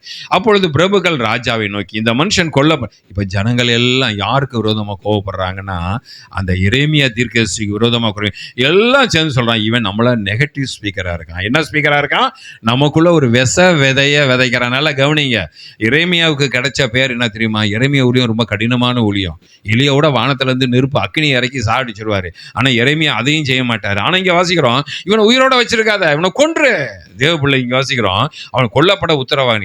இந்த நகரத்தில் மீதியா இருக்கிற யுத்த மனுஷரிடத்திலும் சகல ஜனங்களிடத்திலும் இவன் இப்படிப்பட்ட வார்த்தையை சொல்கிறதுனால அவன் கைகளை தளர்ந்து போக பண்ணுகிறான். இந்த ஜனத்தின் சேமத்தை அவன் என்ன சொல்றான்? இவன் சொல்ல நாங்கெல்லாம் அப்படியே டிப்ரெஷனுக்குள்ள போறோம். எதுக்குள்ள போறோம்? பரீட்சை எழுதுகிற பிள்ளைய பார்த்து, இந்த எக்ஸாம்ல நீ பாஸ் ஆக மாட்டேன்னு அது என்ன செய்யும்? அந்த ஊழியக்காரர் அடுத்து உள்ள விடுவீங்களா? அது மாதிரி ஒரு டிப்ரெஷனுக்குள்ள அவர் ஒரு பாசிட்டிவாக தான் சொல்லியிருக்காரு. ஆக்சுவலாக எரேமியா சொல்றது பாசிட்டிவ், ஆனால் இவங்க பார்வைக்கு இது என்னவா தெரியுது? நெகட்டிவாக தெரியுது. இந்த ஜனத்தை சொல்லுகின்றான். அடுத்து போடுங்க, தொடர்ந்து 21 வரைக்கும் போடுவோம்.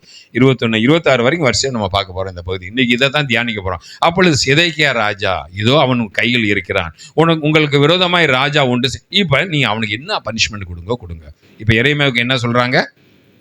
ஜனங்கள் எல்லாம் ராஜா கிட்ட வந்து, எங்களுடைய இருதயத்தை எங்கள் விசுவாசத்தெல்லாம் கரைக்கிறாரு, நாங்கள் எங்கள் தைரியம்னா கரைஞ்சி போச்சு. இப்படி சொன்னால் யுத்தத்துக்கு போக முடியுமா? எதிரி வருவான், அவனோட நீ போயிரு, அவனுக்கு எதிர்த்து என்ன நீ செத்து போவேன்னு சொன்னால் எவனா சண்டை போட முடியுமா? எங்கள் இருதயத்தில் நல்லா கவனிங்க, தேவனுடைய சித்தம் ஒரு காரியத்தில் என்ன இருக்கு என்று பாருங்க. நான் பல திருமணங்கள் நடத்தி வச்சிருக்கேன், பல அடக்காராதனை நடத்தி வச்சிருக்கேன். சில இடத்துல பெண் பார்க்க போகும்போது என்னை கூட்டு போயிருக்காங்க. எது இருந்தாலும் ஆண்டவர்கிட்ட கேட்பேன், ஆண்டவரே நீங்கள் இதில் அனுமதிக்கிறீங்களா? என்ன அனுமதிக்கிறீங்களா? நீங்கள் இந்த காரியத்தில் போகிறதுக்கு நீ அனுமதிக்கிறீங்களான்னு முதல்ல ஒரு கேள்வியை கேளுங்க. கேள்வியை கேட்டுட்டு நீங்கள் கால் வைங்க. அப்படி போனீங்கன்னா நீங்கள் ஆபத்தில் மாட்ட மாட்டீங்க. இந்த உலகம் முழுவதும் கண்ணியை வச்சுருக்கு. என்ன வச்சுருக்கு? எங்கடா உங்களை லாக் பண்ணலான்னு பார்க்கும். எங்கேதாச்சும் ஒரு காரியத்தில் நீங்கள் லாக் ஆகிட்டீங்க வச்சுங்களேன், அதுலேருந்து வெளியே வர்றதுக்கு பல வருஷங்கள் ஆகும். அதனால ஆண்டோடைய ஆலோசனை முக்கியம். இங்கே வாசிக்கிறோம், வச்சோம் உன் கையில் இருக்க, அவனை என்ன வேணாலும் செஞ்சுக்கங்கிறாங்க. போடுங்க, வாசி 21 வரைக்கும் போடுங்க. அப்போது அவர்கள் எரேமியாவை பிடித்து முற்றத்தில் இருக்கிற கிணத்துக்குள்ளே தூக்கி போட்டாங்க. எப்படி போட்டாங்கன்னா, அவரை தூக்கி போட்டோன்னா யோசேப்பை தூக்கி போட்ட மாதிரி போடலை. இந்த அக்குள் 2லேயும் கவனிங்க, கயிறை வச்சுக்கிட்டாங்க. அக்குள் 2லேயும் என்ன செஞ்சிட்டாங்க? இன்னைக்கு நம்மளை ஏற்றி விட ஆள் இல்லை, இறக்கி விட ஆள் இருக்கு. எதுக்கு ஆள் இருக்கு? இறக்கி விடுறதுக்கு ஆள் இருக்கு. அழகாக கயிறை கட்டி பக்குவமாக இறக்குறாங்க. யாரை? இங்கிட்ட ஒரு அக்குள்ள ஒரு கையில் போட்டாச்சு, இங்கிட்ட ஒரு கயிறை போட்டாச்சு. கயிறை கட்டி இப்போ எதுக்குள்ளே இறக்குறாங்க? நீங்கள் நினச்சி பாருங்களேன், இந்த எரேமியா நிலைமையில நீங்கள் நான் இருந்தால் இப்படி இருந்துருவோம் பார்த்தீங்களா? நம்மளை பள்ளத்தாக்குக்குள்ளே தள்ளுறதுக்கு ஆள் இருக்குது, தூக்குறதுக்கு ஆள் இல்லை. இப்போ அழகாக கைக்குள்ளே கை விட்டு, எரேமியாவே இன்னைக்கு சாப்பாடும் உனக்கு வராது, தண்ணியும் உனக்கு வராது, உயிரோடு உன்னை நாங்கள் புதைக்க போகிறோம். உயிரோடு அடக்காராதனை. என்ன ஆராதனை இது? உயிரோட அடக்காராதனை உயிரோடு பண்ண போகிறோம். நீ உள்ளேயே கடந்து சாகு அப்படின்னு சொல்லி அவங்க என்ன செய்யறாங்க? அவன் ஆசை பாருங்க, எப்படிப்பட்ட ஆசை வந்திருக்கு எரேமியா தூக்கி. உண்மையை சொன்னவனுக்கு வந்த வினையை பாருங்களேன். இப்போ என்ன செய்யறாங்க? அவனை துறவில மெல்கையின் துறையில எரேமியா கயிறுகளினாலே கட்டி அதில் இறக்கி விட்டார்கள். அந்த துறவிலே தண்ணீர் இல்லாமல் சேறு தான் இருந்துச்சு. அப்படியே உள்ள அமுங்கிட்டு இருக்காரு. நல்ல கவனிங்க, உள்ள யார் அமுங்கிட்டு இருக்காரு? இன்னைக்கு சமுதாயத்தில் ஜனங்கள் உள்ள அமுங்கிட்டு இருக்காங்க, வெளியே தெரியல. பிரதர், அவங்க வீட்டுக்கு போகும்போது அநேகருக்கு நான் ஜெபம் பண்ணுறேன், கண்ணீர் தான் எனக்கு வருது. காரணம், அவங்கன்னா அமிழ்ந்து போயிருக்காங்க. பணம் இருக்கிறவனும் அமிழ்தான் போகிறான், பணம் இல்லாத. ஆண்டவர் உன்னையும் எனக்கு எதற்கு திரும்ப வச்சிருக்காரு? அவங்களெல்லாம் தூக்கி விடுற ஒளியும் வச்சிருக்கிறாரு. நம்ம ஜேசிபி, நம்ம என்னது ஜேசிபி வேலை, ரெக்கவர் வேன். நம்ம யாரு? ஆனால் ரெக்கவர் வேனே சில சமயத்தில் எங்கே மாட்டிக்கிருச்சே, சாகதியில் மாட்டிக்கிட்டு. அந்த ரெக்கவரி வேனுக்கு ஒரு ரெக்கவரி வேன் தேவைப்படுது. நீங்களும் நானும் ரெக்கவரி வேன். ஆனால் நம்ம என்ன செஞ்சுருக்கோம்? என்னைக்கு ரெக்கவர் பண்ண எவனாச்சும் வரமாட்டானா? ஆண்டவர் உங்களுக்கு பலத்தை கொடுத்துருக்கிறாரு. விழுந்து போனவனை தூக்கி வர்றதுக்கு பலத்தை கொடுத்துருக்காரு. இங்கே வாசிக்கிறோம், இறக்கி விட்டார்கள். அந்த அடுத்த வசனம் போடுங்க. அடுத்த வசனம். அப்பொழுது இவன் தாங்க அப்பொழுது எத்தனை வசனம் இப்போ போட்டிங்களா வருஷம்? அவர்கள் எரேமியா துறவியில் போட்டதை ராஜா, அவர்கள் எரேமியாவை துறவிலை போட்டதை ராஜாவின் அரண்மனையில் ஒரு ஆப்பிரிக்காக்காரன் ஒருத்தன் வேலை பார்க்குறான். அவன் ஒரு சின்ன பையன்தான். அந்த எத்தியோப்பியனை ஏபேத் மெலேக்கா, போன வாரம் பேர் கஷ்டமான பேர், இந்த பேரும் கஷ்டமான பேர் தான். இந்த ஏபேத் மெலேக்கருடைய கேரக்டர், இவங்கன்னா மறைவாக ஊழியம் செய்வாங்கங்க. பெரிய பெரிய ஊழியக்காரனை தூக்கி விடுவாங்க, ஆனால் அவங்க வெளியே தெரிய மாட்டாங்க. இது தேவை. பெரிய ஊழியக்காரன் பவுலை ஊழியனா அங்கீகரிக்கல. அப்போ அனனியா வந்து தான் அவனை தூக்கி விட்டான் ஊழியத்தில். அங்கே இங்கே யூதனும் ஏற்றுக்கிற மாட்டாங்க, இங்கே கிறிஸ்தவனும் ஏற்றுக்கிற மாட்டாங்க. அப்போ அவனை தூக்கி விடுறதுக்கு அதே மாதிரி தேவனுடைய பிள்ளையை இந்த இடத்துல வாசிக்கிறோம். ஒரு எத்தியோப்பியன், ஒரு ஆப்பிரிக்காவில் ஒரு சின்ன பையன், அவனுக்குள்ள எரேமியா குறித்து ஒரு பாரம். ராஜாவின் அரண்மனையில் எத்தியோப்பியனாகிய எபேமிலேக் இன்னொரு பிரதானி கேள்விப்பட்டான். ராஜாவோ பென்யமீன், இப்போ ராஜா உட்காந்துருக்காரு. அடுத்த வசனம் போடுங்க. அப்பொழுது எபேத் மேலேக் ராஜாவின் அரண்மனையிலிருந்து புறப்பட்டு போய் ராஜாவை நோக்கி, ராஜாவாகிய என் ஆண்டவனே, இந்த புருஷர் எரேமியா தீர்க்கதரிசி துறவில் போட்டது செய்ததெல்லாம் தகாத செய்யா இருக்கிறது. அவன் இருக்கிற இடத்துல பட்டினி. அவன் எவ்வளோ ஆத்மம் வர்றது பார்த்தீங்களாங்க. இதாங்க ஆத்மம் வரும். யாருங்க நல்லா யோசித்து பாருங்களேன். முதல்ல கால் உள்ள இறங்கும், அப்புறம் இடுப்பு உள்ள இறங்கும், அப்புறம் கை உள்ள இறங்கும். இது எவ்வளோ கொடூரமான ஒரு சாவு பார்த்தீங்களாங்க. அவன் தூக்கி வர்றதுக்கு ஒருத்தனுக்கு ஒன்றும் செய்ய முடியாது. சில நேரத்தில் உன் கையும் காலும் காட்டு எருமைகளை பார்த்துருக்கேன். காட்டு எருமைகள் பலம் உள்ளது, யானையே தூக்கி பார்க்கக்கூடிய காட்டெருமை. அது சகதியில் மாட்டிக்கிட்டு அதை காப்பாற்ற அதனால முடியாது. சில நேரத்தில் நீ துறவையில் விழுந்தா உன்னை தூக்கி விடுறதுக்கு ஒன்றால் முடியாது, உன் குடும்பத்தினால. அதுக்கு கர்த்தர் ஒரு பலமுள்ள தூதனை வச்சிருப்பாரு. ஆபத்து காலத்தில் என்னை நோக்கி கூப்பிடு, நான் உன்னை தூக்கி விடுவேன் மறு உத்தரவு கொடுத்து. அந்த தேவனுடைய கையை பிடிச்சிக்கிறோம். மனுஷனுடைய கையை பிடிக்கிறது நல்லது தான், ஆனால் மனுஷனுடைய கை உன்னை தூக்கி விடுமா இல்லை இறக்கி விடுமான்னு தெரியாது. மனுஷனுடைய கை சில நாள் கை விட்டுரும், சில நாளில் மனுஷனுடைய கைகள் என்ன செய்யும், கை விட்டுறலாம். ஆனால் கர்த்தருடைய கை ஒரு நாள் உங்களை கைவிடாது. கர்த்தருடைய கை கைவிடாது. தேவபிள்ளை இப்போ பிரச்சனை எங்கே போயிருக்கு? இப்போ அந்த ஒரு சின்ன பையன் தான் கேட்குறான். அவனுக்கு ஒரு ஆத்தும பாரம் வருது. என்ன ஆத்தும பாரம்? இவன் பேர் எங்கேயாச்சும் வெளியே யாருக்காச்சும் தெரிஞ்சிருக்கான்? இந்த பேரை இது வரைக்கும் அதிகமாக இப்போ யாரும் பார்த்துருக்கீங்களா? ஒன்று இப்போ படிக்கிற அன்றைக்கி தான் தெரியுது, அப்புறம் தெரிய மாட்டேங்குது. ராஜாவாகிய என் ஆண்டவனே, இந்த புருஷர் எரேமியா தீர்க்கதரிசி துறவில் போட்டு செய்ததெல்லாம் தகாதா செய்தியாக இருக்கிறது. அவன் இருக்கிற இடத்துல பட்னியால் செத்துருவான். எதில் செத்துருவான்? பட்னியால் செத்துருவான். இனி நகரத்தில் அப்பவும் இல்லை என்றான். வாசிப்போம். அப்பொழுது ராஜா எபேத் மேலேக் என்னும் எத்தியோப்பியனாயை நோக்கி, அந்த ஆப்பிரிக்காக்காரனை பார்த்து ராஜாவுக்கே தெரியுது. ஆனால் ராஜாவுக்கு ஈகோ பிரச்சனை. என்ன பிரச்சனை? ராஜாவன் சொல்கிறத ஒத்துக்கிட்டான். எரேமியா சொல்கிற தீர்க்கதரிசனம் யார் ஒத்துக்கிட்டா? ராஜா ஒத்துக்கிட்டார். ஆனாலும் கீழே விழுந்தாலும் மீசையில் என்ன ஒட்டாது, மண்ணு ஒட்டக்கூடாது. அதான் ராஜாவுக்கு ஒரு பக்கம் தெரியுது. ராஜாவுக்கு கண்ணுன்னா பிடுங்க போகிறான் அவன். அதனால் அநியாயம் நடக்குது. ராஜாவுக்கு தெரியுது. எரேமியா நீ சொல்கிறது உண்மைதான்டா, என்னையும் கோழைன்றுவாங்கடா. உன் பேச்சை கேட்டால் என்னை என்ன செஞ்சிருவாங்க? என்னை ராஜாவாக பார்க்க மாட்டாங்கடா, கோழைன்னு சொல்லி. அவன் என்ன செஞ்சுருக்கான்? அரண்மனையிலேருந்து ஒரு குகையை உண்டாக்கி ஊரை விட்டு ஓடுறதுக்கு ஒரு பைபாஸை உருவாக்கி வச்சுருக்கிறாரு. சில நேரத்தில் இந்த காட்டு பன்னிகள் என்ன தெரியுமா செய்யும்? இங்கிட்ட ஒரு ஓட்டை போட்டிருக்கோம், அங்கிட்ட ஒரு ஓட்டை போட்டிருக்கோம். இங்கே வந்து சிங்கம் பிடிச்சுன்னா அந்த ஓட்டை வழியாக ஓடி போயிடும். அது மாதிரி ஒரு ஓட்டையை மட்டும் போட்டு வச்சிருக்காரு. அந்த ஓட்டை எதுக்குள்ளே, நல்ல கவனிங்க, அந்த ஓட்டை எதுக்குள்ளே போகிற ஓட்டை என்றால், நல்ல வேகமாக கவனிங்க, அந்த ஓட்டை எதுக்குன்னா இவன் சொல்ல இவன் என்ன செய்கிறான்? நோண்டுறான் அடியில். நல்லா கவனிங்க, கர்த்தர் தான் உங்களை தூக்கணும், இந்த குறுக்கு வழிகளெல்லாம் போகக்கூடாது. இவர் என்ன செய்கிறாருன்னா ஒரு சுரங்கத்தை உருவாக்கி, இப்படி எரேமியா ராஜா யார், கல்தேயர்கள் வரும்போது இந்த ஓட்டைக்குள்ள நுழைஞ்சு தோட்டத்தை வழியா நான் ஊரை விட்டு ஓடி போயிடறாரு. இவர் இப்படி பிளான்ல இருக்காரு. ஆனால் தெரியுது, எரேமியா சொல்றதுக்கு உண்மையும் தெரியுது, முடியல. இப்போ வாசிக்கிறோம். இப்போ எத்தியோப்பியன் நோக்கி, நீ இவ்விடத்திலிருந்து 30 உனக்கு 30 பேரை தரேன். ராஜா என்ன சொல்றாரு? அப்ப ராஜா யாருக்கு சப்போர்ட்டா இருக்காரு? என் கூட வரீங்களா? கவனிக்கிறீங்களா? வேத வசனம் வீட்டில் போய் பைபிள் படிக்க நம்மளால முடியாது, நேரம் இல்லை, பிஸி. நம்ம எப்படிப்பட்ட ஆட்கள்? சிஎம் பிஎம் காட்டில் யார் பெரிய ஆள்? நம்ம பெரிய ஆள். ரொம்ப பிஸியான ஆட்கள். நம்ம நேரம் கிடைத்தாது. நாய்க்கு வேலையும் இல்லையா, உட்கார்றதுக்கு நேரமும் இல்லையா. நாய்க்கு வேலை உட்கார்றதுக்கு நேரமும் இல்லை, ஆனால் அதுக்கு ஒரு வேலையும் கிடையாது. பாலத்தில் இப்படி போவாங்க, இப்படி போவாங்க, இப்படி போவாங்க. என்ன செய்யுதுன்னு எனக்கு தெரியாது. கடைசியில் பார்த்தா அது சுற்றிக்கிட்டே இருக்குது, பிஸியாக இருக்கும். ஒரு அது மாதிரி தான் சில நேரத்தில் நம்ம போயிடும். இங்கே நல்லா கவனிங்க. அப்போ ராஜாவாகிய இது உங்கள் மைண்டுக்குள்ளே போய் இதை ஜீரணிக்கும். வேத வசனத்தை நீங்கள் ஜீரணிக்க உங்களை அறியாமல் ஒரு பவர் உங்கள் மேலே வந்து இறங்கும். ஒரு இந்து பூசாரி சொல்கிறான், இந்த இந்து கோயிலில் இருக்கிற விக்கிரங்களுக்கு பவர் எப்படி ஏற்றுறான்னா, ஜனங்கள் அதிகமாக வந்துட்டு போக போக போக அந்த கோயிலில் இருக்க விக்கிரத்துக்கு பவர் ஏறுதான். ஆனால் நம்ம நான் நினச்சேன் அதே தான் சர்ச்சுக்கு கொண்டு வரணும். அப்போ நம்ம சர்ச்சு தேவனுடைய வல்லமை இன்னும் வல்லமை ஆக்கணும்னா என்ன செய்யணும்? அதிகமாக ஜனங்கள் வரணும். அவன் சொல்கிறான். அதில் தான் சில ரகசியங்கள் இருக்குது. அது மாதிரி தேவபிள்ளை வேத வசனத்தை தியானிங்க, அதில் ஒரு பவர் இருக்குது. இங்கே வச்சுக்கிறோம். அப்போ எபேத்லேக்கு நீ எத்தியோப்பியனை நோக்கி, நீ இவ்விடத்திலிருந்து ஆண்டு ராஜா சொல்கிறான். ராஜா அப்போ யாருக்கு சப்போர்ட்டாக இருக்கான்? எரேமியாவுக்கு சப்போர்ட்டாக இருக்கான். ஒரு 30 பேர் உனக்கு தாரேன், 30 பேரை உன்னுடன் கூட்டி கொண்டு போய் எரேமியா தீர்க்கதரிசி சாகாததற்கு முன்னே அவனை தூக்கி விடு என்று கட்டளை. இப்போ ராஜா திருட்டுத்தனமாக ஒரு வேலை பார்க்குறான். ஒரு 30 பேரை கூப்பிட்டு போய் அவனை போய் காப்பாற்று என்று சொல்கிறான். வசனத்தை போடுங்க, இது வரைக்கும் போடுங்க. 38வது அதிகாரம் 21 வரைக்கும் போடுங்க, ஏன் வச்சுங்க. சரி. அப்பொழுது எபேத்-மெலேக் இந்த மனுஷனை கூட இதாங்க தூக்கி விடுற ஊழியம். ஒரு ஊழியக்காரர் சொல்கிறாரு, எனக்கு 5000 யூத்தை அபிஷேகம் பண்ணி அவங்களை யுத்த காலத்துக்குள்ளே இறக்கணுங்கிறாரு. நம்மளுடைய எண்ணங்கள் அப்படி தான் போகணும். நானே ஊழியம் செய்வேன், நானே வரத்தை அப்ளை பண்ணுவேன், மாலையெல்லாம் கொண்டு வந்து எனக்கு தான் போடணும். இன்னும் நம்மளுடைய நோக்கம் முழுவதும் நம்மை காட்டிலும் மற்றவங்க எந்திரிக்கணும். அந்த பாரம் நமக்கு இருக்கணும்.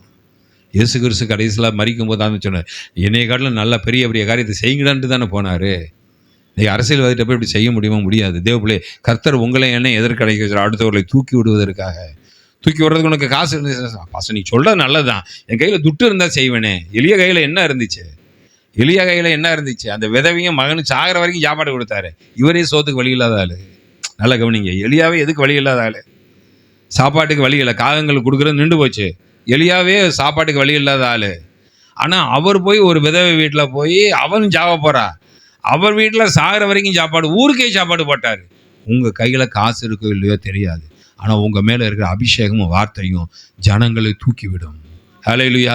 நீ நினச்சிருக்க, நான் கோடீஸ்வரன் ஆகி, நான் ஒரு டாட்டா பிரில் ஆகி, நான் ஒரு அம்பானியான பிறகு ஜனங்களை தூக்கி விடுவேன். பணமான தூக்கி விட நினைக்காத.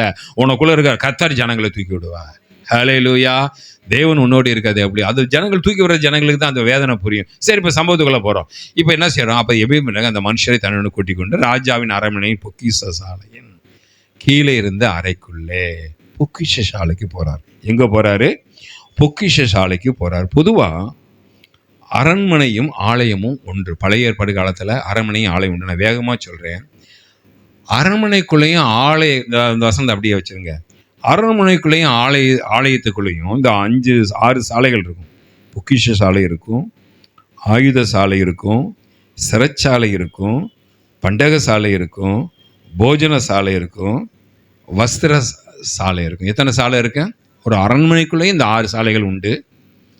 ஆலயத்துக்குள்ளேயும் இந்த 6 சாலைகள் உண்டு. திருப்பி சொல்லணும், வசனங்க ரெஃபரன்ஸ் வசனம் சொல்லணும்னா, பொக்கிஷ சாலைக்கு 2 ராஜாக்கள் 20:13, ஆயுத சாலைக்கும் 2 ராஜாக்கள் 20:13, சிறைச்சாலைக்கு எரேமியா 32:8, பண்டக சாலைக்கு யோவேல் 1:17, போஜன சாலைக்கு தானியேல் 5:10, வஸ்திர சாலைக்கு 2 ராஜாக்கள் 22:14. இது எல்லாமே இந்த சாலைகள் எல்லாம் இருக்குது. இப்போ பொக்கிஷ சாலையில் கீழே இருந்த அறைக்குள்ளே பூந்து, அப்போ இந்த இடத்துல என்ன வச்சுருந்தான்னா, அந்த அரண்மனைக்குள்ளே பட்டு புடவைகள் நிறைய இருந்துச்சு. அந்த பட்டு புடவைகளை கிழிந்து போன புடவைகள், பழைய புடவைகளை அவன் தூக்கி பாத்திர கடைக்காரனுக்கு போடாமல் அவன் பத்திரப்படுத்தி வச்சிருக்கிறான். இது மாதிரி நீ கிழிந்து போன பழம் புடவையாக இருப்பாய் என்றால் உன்னை எடுத்து கர்த்தர் பயன்படுத்த முடியும். ஹல்லேலூயா. நீ கிழிந்து போன புடவை, பழைய புடவை என்ன செய்வோம்? எப்படி இந்த அரண்மனையில் வச்சுருந்தானே எனக்கு டவுட்டு. அது பெரிய அரண்மனை. ராஜாக்கள் கொஞ்சம் பழசாயிருச்சுன்னா, நம்ம மறைஞ்ச ஒரு சிஎம் ஒரு தடவை கட்டின புடவை அடுத்த தடவை கட்ட மாட்டாங்களாம். அப்படின்னா சில பேர் இருந்திருக்காங்க. சில நடிகைகள் இப்படி தான் இருந்திருக்காங்க. ஸ்டூடியோவில் ஒரு தடவை கட்டின புடவை அடுத்த கட்ட மாட்டாங்களாம். ஆனால் அது தூக்கி எரிஞ்சிருவாங்க, யாருக்காச்சும் கொடுத்துருவாங்க. ஆனால் அரண்மனையில் நான் இன்னைக்கு சொல்கிறேங்க, நீ சமுதாயத்தில் புறக்கணிக்கப்பட்ட ஒன்றை தான் கருத்தை எடுத்து பயன்படுத்த போகிறாரு. பழைய புடவை, கிழிஞ்ச புடவை, இதெல்லாம் அரண்மனையில் வச்சிருக்க மாட்டாங்க, தூக்கி குப்பையில் போட்டுருவாங்க. ஆனால் அந்த புடவை தான் ஒரு தீர்க்கதரிசியை தூக்கி விட போகுது. இங்கே வாசிக்கிறோம், அறைக்குள்ளே புகுந்து கிழிந்து போன பழம் புடவைகளையும் கந்தை துணிகளையும் எடுத்துக்கொண்டு போய் அவைகளை கயிறுகளினால் இப்போ கயிறை உருவாக்குறாரு. அந்த வாலிப பையன் என்ன செய்யறான்? ஆப்பிரிக்கனு ஒரு கயிறை உருவாக்கி துறவிலை விட்டு 38வது அதிகாரம் எத்தனை வரைக்கும் சொன்னேன்? 21 வரைக்கும் சொன்னேன். 22வது வசனத்தை விட்டு 26 வரைக்கும் போக போகிறோம். 21 வரைக்கும் போடுவோமா? நேரம் ஆகிருக்கு. அடுத்த எபேத்-மெலேக் என்னும் எத்தியோப்பியன் எரேமியாவுடனே கிழிந்து போன இந்த பழம்புடவையும் கந்தைகளையும் உங்களுடைய அக்குள்குள் கயிறுக்குள் அடங்க வைத்து போட்டுக்கொள்ளும் என்றான்.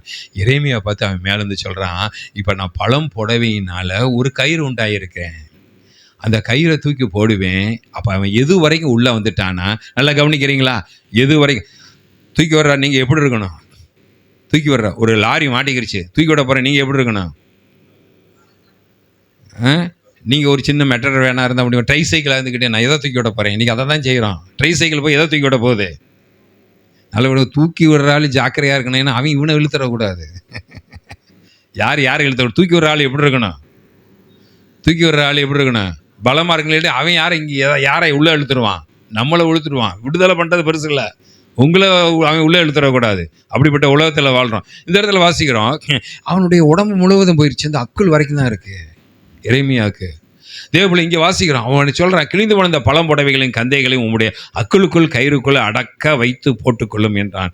எரேமியா அப்படியே செய்தான். அடுத்த வசனம் போட்டீங்க. அப்பொழுது எரேமியாவை கயிறுகளினாலே தூக்கி அவனை துறவிலிருந்து எடுத்து விட்டார்கள். எரேமியா காவற்சாலையின் முற்றத்தில் இருந்தான். இப்போ எரேமியா தூக்கியாச்சுங்க. தூக்கி விடுற ஊழியத்தை அழகாக செஞ்சுட்டான். ஒரு 30 பேரை கூப்பிட்டு போனான்.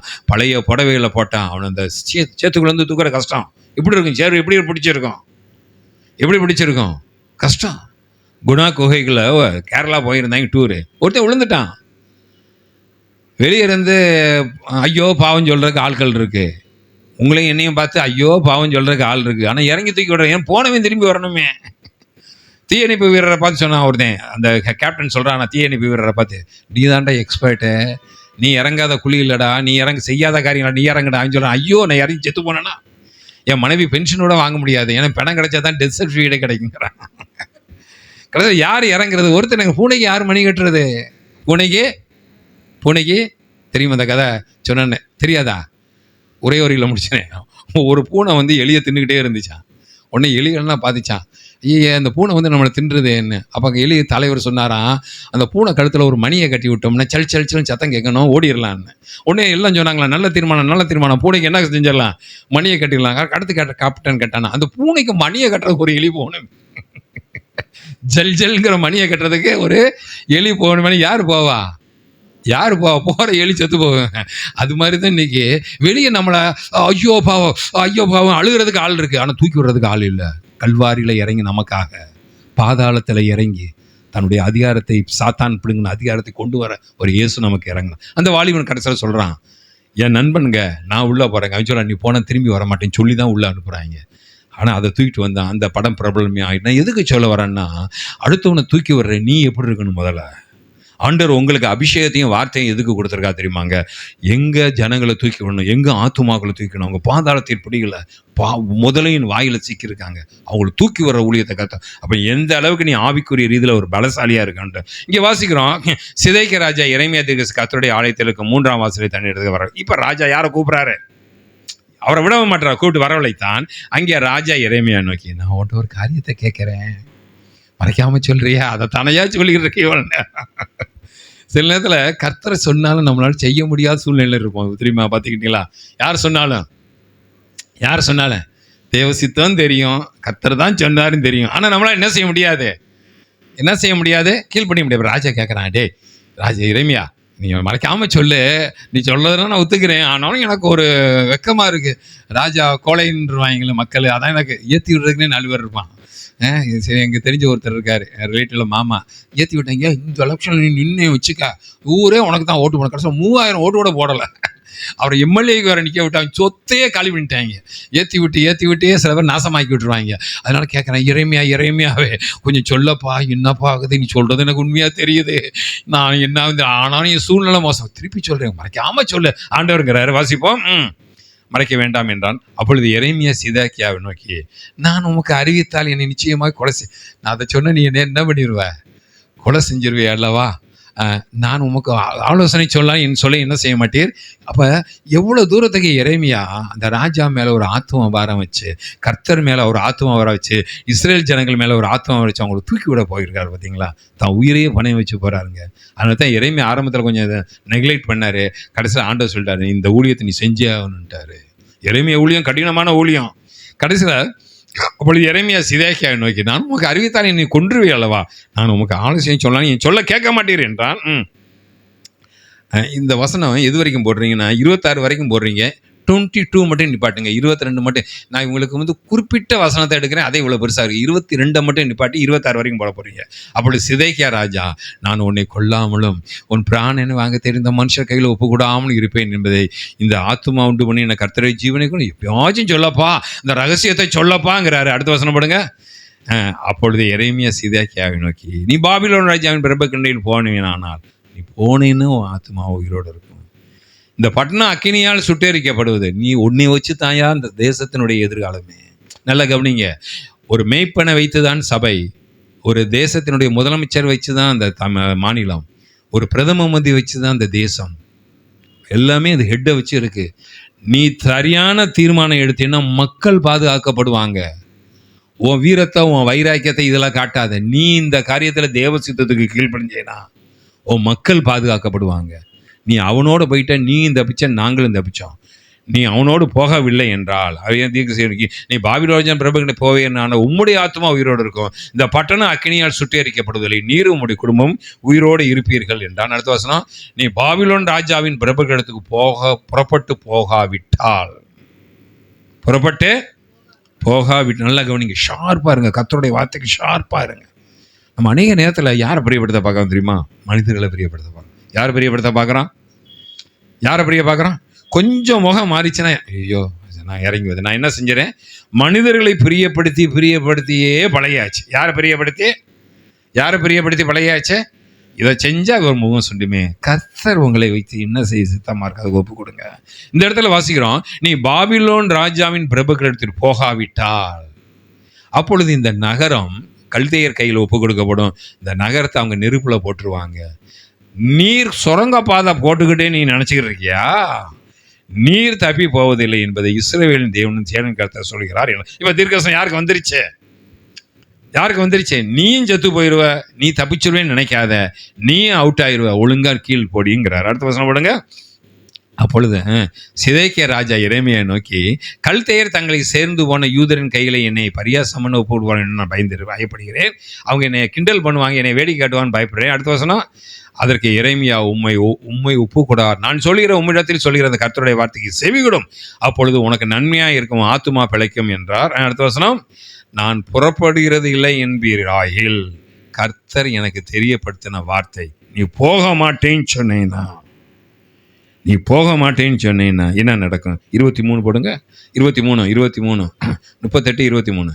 உம்முடைய எல்லா ஸ்திரீகளையும் உம்முடைய பிள்ளைகளையும் வெளியே கல்தேயரிடத்தில் கொண்டு போவார்கள், நீரும் அவர்கள் கைக்கு தப்பி போகாமல் பாபிலோன் ராஜாவின் கையில் பிடிக்கப்பட்டு இந்த நகரம் அக்கினியால் சுட்டெரிக்க காரணமாக இருப்பீர்கள் என்றான். அடுத்த வசனம் 26 வரைக்கும்.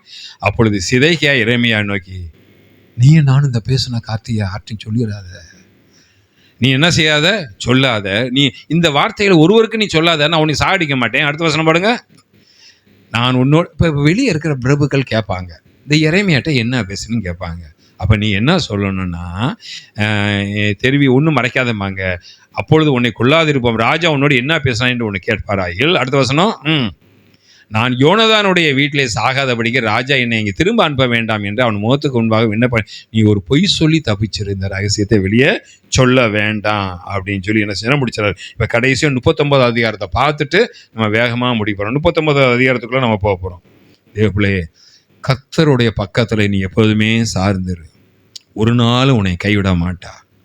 வேத வசனத்துக்கு உன் வாழ்க்கையை ஒப்பு கொடு. அநேக நேரத்தில் சமுதாயம் சொல்லும், ஆண்டோடைய வார்த்தைக்கு உன்னை ஒப்பு கொடுக்காது, தேவ சித்தத்துக்கு ஒப்பு கொடுக்காது. சில நேரத்தில் நீ செவிட்டு விரியனை போல இருக்கணும். எதை போல இருக்கணும்? செவிட்டு எரேமியா மாதிரி நீ ஆண்டவருக்கு உன்னை ஒப்பு கொடு, கர்த்தர் பெரிய காரியத்தை செய்வார். இப்போ 39 அதிகாரத்தில் 1வது வசனம் படுங்க. 39:1 சீக்கிரமாக போயிட்டு, நீ புதிய ஏற்பாடு வரணும், நேரம் இல்லை. 39:1, யூதாவின் ராஜாவாகிய சிதேக்கியா அரசாண்ட 9ஆம் வருஷம் பாபிலோன் ராஜா நேபுகாத்நேச்சர் எல்லா ராணுவம் எருசலேமுக்கு இப்போ போனவே திரும்பி வந்துட்டான். எந்த பாபிலோன் ராஜா போவான்னு சொல்லி போயிட்டு திரும்பி வர மாட்டான்னு நினைச்சானோ அந்த ராஜா இப்போ ரிட்டர்ன் பேக். என்ன பண்ணுது? ஜல்லிக்கட்டில் வெளிவிட்ட காலையினால செத்ததை காட்டிலும் போய் திரும்பி வந்த காலை குத்தி செத்தவன் தான் ஜாஸ்தி. ரிட்டர்ன் பேக் ஆகுது. அது மாதிரி தான் இங்கே அவன் போனவே அப்படியே விரோதமாக இப்போ ரிவர்ஸில் வந்தாச்சு. அடுத்த வசனம் எத்தனை வசனம்? 39:1 போட்டிங்களா? அடுத்த 4லேருந்து 12 வரைக்கும், 4லேருந்து 12 வரைக்கும் வேகமாக போவோம். அப்போது யூதா ராஜாவாகிய சிதேக்கியாவும் சகல யுத்த மனுஷன் அவர்களை கண்டுபோது ஓடி ராத்திரி காலத்தில். இப்போ ராஜா என்ன செய்கிறான்? தோட்டத்தின் வழியே 2 மதிலுக்கு நடுவே வாசல் நகரத்தை போட்டான். அவன் வயல் வழியே போய் இப்போ சுரங்க பாதைக்குள்ளே யார் நுழைஞ்சு போகிறா? நல்லா கவனிங்க. சுரங்க பாதை வழியாக யார் நுழைஞ்சு போகிறா? நல்லா கவனிங்க. ஆண்டோடைய வார்த்தைக்கு மேலே உங்கள் ஐடியா ஏன் ஞானம் ஒன்றுமே வராது. சில நேரத்தில் நீங்கள் தேவ சித்தத்துக்கு ஒப்பு கொடுத்துடணும். இவன் ஒரு பாதையை உருவாக்கிட்டான், நடக்கிறதெல்லாம் எனக்கு தெரியும், ஆனால் நான் தோட்டத்துக்குள்ளே இருக்கிற சுரங்க பாதை வழியாக ஓடிடுவேன். ஜனங்களை எக்கேடுகிட்டு போகட்டும், நான் தப்பிச்சு ஓடிடுவேன்னு சொல்லி அந்த வயல்வெளியை என்ன போடப்பட்டிருக்கு, யுத்த மனுஷன் அவர்களை கண்டபோது ஓடி ராத்திரி காலத்தில் ராஜாவினுடைய தோட்டத்தை வெளியே 2 மதிலுக்கு நடுவான வாசலால் நகரத்திலிருந்து புறப்பட்டு போனார்கள். அவன் வயல்வெளியின் வெளியே போய்விட்டான். வசனத்தை போடுங்க, 12 வரைக்கும் போடுங்க. ஆனாலும் கல்தேயருடைய இராணுவம் அவர்களை பின்தொடர்ந்து எரிகோவின் சமபூமியில் சிதேக்கியாவை கிட்டி அவனை பிடித்து நேபுகாத்நேச்சர்கிட்ட கொண்டு போனார்கள். அடுத்த வசனம் சீக்கிரம். பாபிலோன் ராஜாவை நிற்க வச்சுக்கிட்டு அவன் குமாரர் ஒவ்வொருத்தையும் கழுத்தை வெட்டுற காட்சியை பார்க்க வைக்கிறான். அப்பாவை நிற்க வச்சு, நல்லா கவனிங்க, அப்பாவை நிற்க வச்சு பிள்ளைக கழுத்தை வெட்டுறான். அந்த கழுத்தை வெட்டுற சீனை அப்பாவை பார்க்க வைக்கிறான். ஒவ்வொரு பிள்ளையா கழுத்தை வெட்டுறான். வெட்டி முடித்த உடனே அடுத்த வசனம் படுங்க. சிதைக்காவுடைய கண்ணை ராடலை இரும்பக்காய் வெப்பத்தாக்கி சூடாக்கி 2 கண்ணுக்குள்ளேயும் விட்டு எடுக்கிறான். தேவ பிள்ளையே, எரேமியா எந்த அளவுக்கு இப்போ எரேமியாவை கொலை செய்யணும் முயற்சிச்சான். அப்போ சொன்ன தீர்க்கதரிசிகள் எங்கே? எரேமியா இவனுக்கு சிதேக்கியாவுக்கு சாதகமாய் சொன்ன தீர்க்கதரிசிகள் எங்கே? அவனை தூக்கி விடலை. இப்போ என்ன செய்யறான்? சிதைக்காவின் கண்களை கெடுத்து அவன் கண்ணு 2 இவ்வளோ நேரம் அவன் மகன் கொள்றதாக பார்த்தான். இப்போ 2 கண்ணுக்குள்ளேயும் எவ்வளோ கொடூரமான ஒரு சாவு பார்த்தீங்களா? அவனுடைய கண்களை கெடுத்து அவனை பாபிலோனுக்கு கொண்டு போக அவனுக்கு 2 கண்ணு போயிடுச்சு. வெங்கல விலங்குகளை போட்டான். 12 வரைக்கும் போடுங்க. 12 வரைக்கும். கல்தேயர் ராஜாவின் அரண்மனையும் ஜனத்தின் வீடுகளையும் அக்னியால் சுட்டு எரித்து எருசலேமின் மதில்களை இடித்து போட்டார்கள். நகரத்தில் இருக்க ஜனங்களையும் தன் பட்சத்தில் ஓடி வந்து விட்டவர்களையும் மீதியான மற்ற ஜனங்களையும் நேபுகாத்நேச்சர் பாபிலோனுக்கு சிறையாக கொண்டு போனான். இப்பதான் காவற் சேனாதிபதியாகிய நேபுராசான் ஒன்றுமில்லாத 7 சிலரை தேசத்தில் வைத்து அவர்களுக்கு திராட்சை தோட்டங்களும் வயல் நிலையத்தையும் கொடுத்தான். ஆனாலும் எரேமியா குறித்து பாபிலோன் ராஜா நேபுகாத்நேச்சர் காவற் சேனாதிபதியாக நெபுசாராதானை நோக்கி, அடுத்த வசனம், நீ அவனை அழைப்பித்து அவனுக்கு ஒரு பொல்லாப்பும் செய்யாமல் அவனை பத்திரமாய் பார்த்து அவனை காப்பாற்று. எரேமியாவை காப்பாற்றுறது முதல் சட்டம் போட்டான். 16 to 18. இப்போ தான் என் செய்திக்குள்ளே வரேன். 16 to 18 தான் மிக முக்கியமான வசனம். 16க்கு போங்க. 39, 16. நீ போய் எத்தியோப்பு நாயகர் எபேத் மேலேக்கே, பாபிலோன் ராஜா எரேமியாவை தூக்கி விட்டான். பார்த்தீங்களா எவ்வளோ தூரத்துக்கு அந்த செய்திகளை கலெக்ட் பண்ணி வச்சுருக்கான் பார்த்தீங்களா பாபிலோன் ராஜா. எரேமியாவை மட்டும்தான் காப்பாற்றினார்னு நான் நினச்சேன். அந்த பாபிலோன் ராஜா ஒரு பக்கம் அவனுக்குள்ளே ஒரு இறக்க குணம் இருக்குங்க. நான் யோசித்து பார்த்தேன், எதிரி ராஜாவை ஜெயிலில் போட்டுக்கலாம். அவன் கண்ணில் கம்பி வச்சு குத்துறது, அப்பா அம்மனுக்கு கழுத்தை விட்டுறது எவ்வளோ கொடூரமான கறி. ஒரு மிருகம் கூட அப்படி செய்யாது. மிருகம் கூட உணவுக்காக வேட்டையாடுது. இந்த கொடூரமான ராஜா என்ன தெரியுமா சொல்கிறான்? தன்னுடைய காவல் சேனாதிபதி பார்த்து, ஒரு ஆப்பிரிக்காக்காரன் ஒருத்தர் இருப்பான், அவன் பேர் எபேத் மேலேக்கு, நீ போய் என்னுடைய வார்த்தைகளை இந்த நகரத்தின் மேல் நன்மையாக தீமையாக வர பண்ணுவேன், அவைகள்னால ஒன்றும் கண்களுக்கு முன்பாக நிறைய சொல்கிறார். அடுத்த வசனம் போடுங்க. அவனை பார்த்து என்ன சொன்னேன்? நான் உன்னை தப்பி வைப்பேன், அந்த ஆப்பிரிக்கனை ஒன்றும் செஞ்சிடாத. அந்த அரண்மனையில் இருக்க ஒரு வேலைக்காரன் இருக்கான் பார்த்தீங்களா, அவனை ஒன்றும் செஞ்சிடாத. எரேமியாவோ ஜெயிலிருந்து கொண்டு வந்து வீட்டில் வச்சிரு, அவனை ஒன்றும் செஞ்சிடாத. நீ பயப்படுகிற மனுஷன் கையில் ஒப்பு கொடுக்க போவதில்லை. 17, 18 போடுங்க. 18. உன்னை நிச்சயமாகவே விடுப்பேன், நீ பட்டயத்துக்கு இறையாவதில்லை. நீ என்னை நம்பினபடியால் உன் பிராணன் உனக்கு கிடைத்த கொள்ளை பொருளை போல இருக்கும் என்று கர்த்தர் சொல்கிறார். அந்த ஆப்பிரிக்கனை மட்டும் கர்த்தர் அவ்வளோ அழகாக பாதுகாக்கிறாரு. எரேமியாவை எப்படி கர்த்தர் பாதுகாத்தாரோ அதே மாதிரி ஆப்பிரிக்கனை அந்த பாபிலோன் ராஜா கையிலிருந்து கர்த்தர் காப்பாற்றுறாரு. இது நீங்கள் வீட்டில் போய் தியானிங்க. எனக்கு படிக்க நேரம் இல்லை. அந்த 16 to 18 உன்னை நிச்சயமாகவே விடுவிப்பேன், நீ பட்டயத்துக்கு இறையாவதில்லை. நீ என்னை நம்பினபடியால் உன் பிராணன் உனக்கு கிடைத்த கொள்ளை பொருளை போல இருக்கும் என்று கர்த்தர் வந்து அந்த ஆப்பிரிக்கனையும் கர்த்தர் காப்பாற்றுறாரு. அப்போ இதில் இருந்து நம்ம பார்த்த ஒரே ஒரு காரியம் என்னன்னா, தேவன் தூக்கி விடுற ஜனத்தை ஒருபோதும் கைவிடுவதில்லை. எரேமியாவை பாதுகாத்த அதே கர்த்தர் இந்த ஆப்பிரிக்கா வாலிபனையும் பாதுகாக்கிறாருங்க. ஏன் என்றால் எரேமியாவை உலகிலிருந்து தூக்கி எடுத்தார். இப்போ 5 நிமிஷத்துக்குள்ளே புதிய ஏற்பாடில் பல காரியத்தை நான் வேகமாக சொல்ல போகிறேன். குறிக்கிறவங்க குறிச்சங்க, வசனத்தை எடுக்க முடியாது. லூக்கா 5ஆவது அதிகாரம் 24ஆவது வசனத்தில் அந்த திமிர்வாதக்காரனை 4 பேர் தூக்கிட்டு வராங்க. அவங்க படுக்கையில் எடுத்துகிட்டு வராங்க. இயேசுநாதர் பிரசங்கம் பண்ணும்போது உள்ளே இறக்குறாங்க. இறக்கும்போது இயேசு கிறிஸ்து அந்த வியாதிசனை பார்க்குறாரு. அவர் சொல்கிறார், இந்த வியாதி வந்ததுக்கு காரணம் கிருமி காரணங்க உன் பாவம் தான். அப்போ ஒருத்தனை நீங்கள் தூக்கி விடணும்னா அவனுடைய ஹிஸ்ட்ரி உங்களுக்கு தெரியணும். அங்கே உட்காந்துக்கிட்டு வியாதிசர் மேலே கைகளை வைப்பார்கள் சொஸ்தமாவார்களே வசனம் செல்லாது. திமிர்வாதக்காரனை பார்த்து உன் வியாதி சோமாக்குறா, இயேசுவின் தழும்புலால் சோமான செல்லாது. ஆண்டவர் ஊடுருவி பார்க்குறாரு. இந்த பிரச்சனைக்கு காரணம் இவன்கிட்ட இருக்கிற பாவம். அப்போ இவனை அப்போ ஒருத்தனை தூக்கி விடணும்னா அவனுடைய பேக்ரவுண்டு ஃபுல்லாக உங்களுக்கு தெரியணும். சும்மா தூக்கி விட முடியாது. அவனை குறித்து கர்த்தர் என்ன சொல்கிறாருங்கிறது தெரியணும். நான் ஒன்றும் சொல்கிறேன், ஒரு நாள் 24 மணி நேரம் வெளியே பகலில் போயிட்டு வரீங்களே, எத்தனை பேரை கை கொடுக்குறீங்க, எத்தனை பேரை பார்க்குறீங்க, அவனுடைய வெளிப்பாடுன்னா நீங்களாலும் கேட்கணும். நம்ம அதெல்லாம் கேட்கறது கிடையாது. இப்போ என்னத்தை பார்க்குறாரு என்றால் அவனை பார்க்குறாரு. ஆனால் அவனுடைய பிரச்சனை என்னன்னா வியாதி. ஆண்டவரை பார்க்குறாரு. இந்த காரணம் வியாதி கிடையாது, இவனுடைய பாவம். உடனே என்ன செய்கிறாரு, பாவத்தை மன்னிக்கிறார். மன்னிச்ச உடனே ஒரு பிரச்சனை வந்துடுது. என்ன பிரச்சனை வந்துடுது? அங்கே இருக்கிற யூதர்கள், அங்கே இருக்கிற பரிசேயர் சதுசேயர்கள் வியாதி சுகமானதை பார்க்கல. அவங்க கேட்குறாங்க, தேவன் தானே பாவத்தை மன்னிக்க முடியும், நீ எப்படி பாவத்தை மன்னிச்சிங்கன்னு மனுஷகுமாரனை பார்த்து சண்டை போடுறாங்க. அப்போ மனுஷகுமாரன் சொல்கிறாரு, பாவத்தை மன்னிக்க எனக்கு அதிகாரம் உண்டு என்று சொல்கிறார். தேவப்படி இந்த இடத்துல ஒரு காரியத்தை குறித்து வாசிக்கிறோம். படுக்கையை படுத்திருக்கிறவனை இயேசு கிறிஸ்து தூக்கி விடுகிறார். அதுக்கடுத்து நீங்கள் லூக்கா 7வது அதிகாரம் 14-15 வாசிக்கும் போது, லூக்கா 7வது அதிகாரம் 14-15 வாசிப்போம். லூக்கா 7வது அதிகாரம் 14-15. லூக்கா 7வது அதிகாரம் 14-15 வசனத்தை சீக்கிரம் வாசிப்போம். வாலிபனே, பாடையை தூக்கிட்டு வராங்க. பாடையில் வச்சு ஒருத்தனை தூக்கிட்டு வராங்க. தூக்கிட்டு வரும்போது இயேசு கிறிஸ்து சொல்கிறாரு, அவனை பார்த்து வாலிபனே எழுந்துரு. பாடையில் யார் படுத்திருக்கா? அந்த வாலிபன் படுத்திருக்கா. அந்த வாலிபனே எழுந்துரு, தூக்கி விட்டாரு. லூக்கா 10வது அதிகாரம் 33-34 நல்ல சமாரியனை குறித்து வாசிக்கிறோம். அவன் நடந்து போயிருக்கான். நடந்து போயிருக்கும்போது அந்த இடத்துல காயப்பட்டு குற்றுயிரும் கொலையருமாக இருக்காங்க. அந்த குற்றுயிரும் கொலையருமாக இருக்கிறவங்க பார்த்து நல்ல சமாரியன் தூக்கி விடுறான். அதுக்கடுத்து நீங்கள் யோவான் 8வது அதிகாரம் 7வது வசனத்தில் ஒரு விபச்சார ஸ்திரியை கொண்டு வந்து நிப்பாட்டுறாங்க. எல்லாம் கல்லெறிஞ்சு கொலை பண்ணணும்னு விரும்புகிறாங்க. இயேசு முதல்ல பாவம் இல்லாதவன் அவன் மேலே கல்லை எறிகிறார்கள். முதல் கல்லை எறிகிறவனுக்கு மட்டும்தான் கண்டிஷன், அடுத்த கல்லை எறிகிறவனுக்கு கண்டிஷன் கிடையாது. ஒருத்தனும் எறிய முடியல. யோவான் 11:43-44 பார்க்குறோம். லாசரு கல்லறையில் வச்சாச்சு, பிணம் ஆச்சு, 4 நாள் ஆச்சு. அவனை தூக்கி விட முடியுமா? செத்து போன பிணத்தை தூக்கி விட முடியுமா? எந்த டாக்டர்னாலும் செத்து போன பிணத்தை தூக்கி விடுமா? தூக்கி விடவே முடியாது தேவப்பிள்ளைய. ஆனால் இந்த இடத்துல நம்ம வாசிக்கிறோம், லாசருவே வெளியே தேவனால் செத்து போன பிணத்தை தூக்க முடியும்.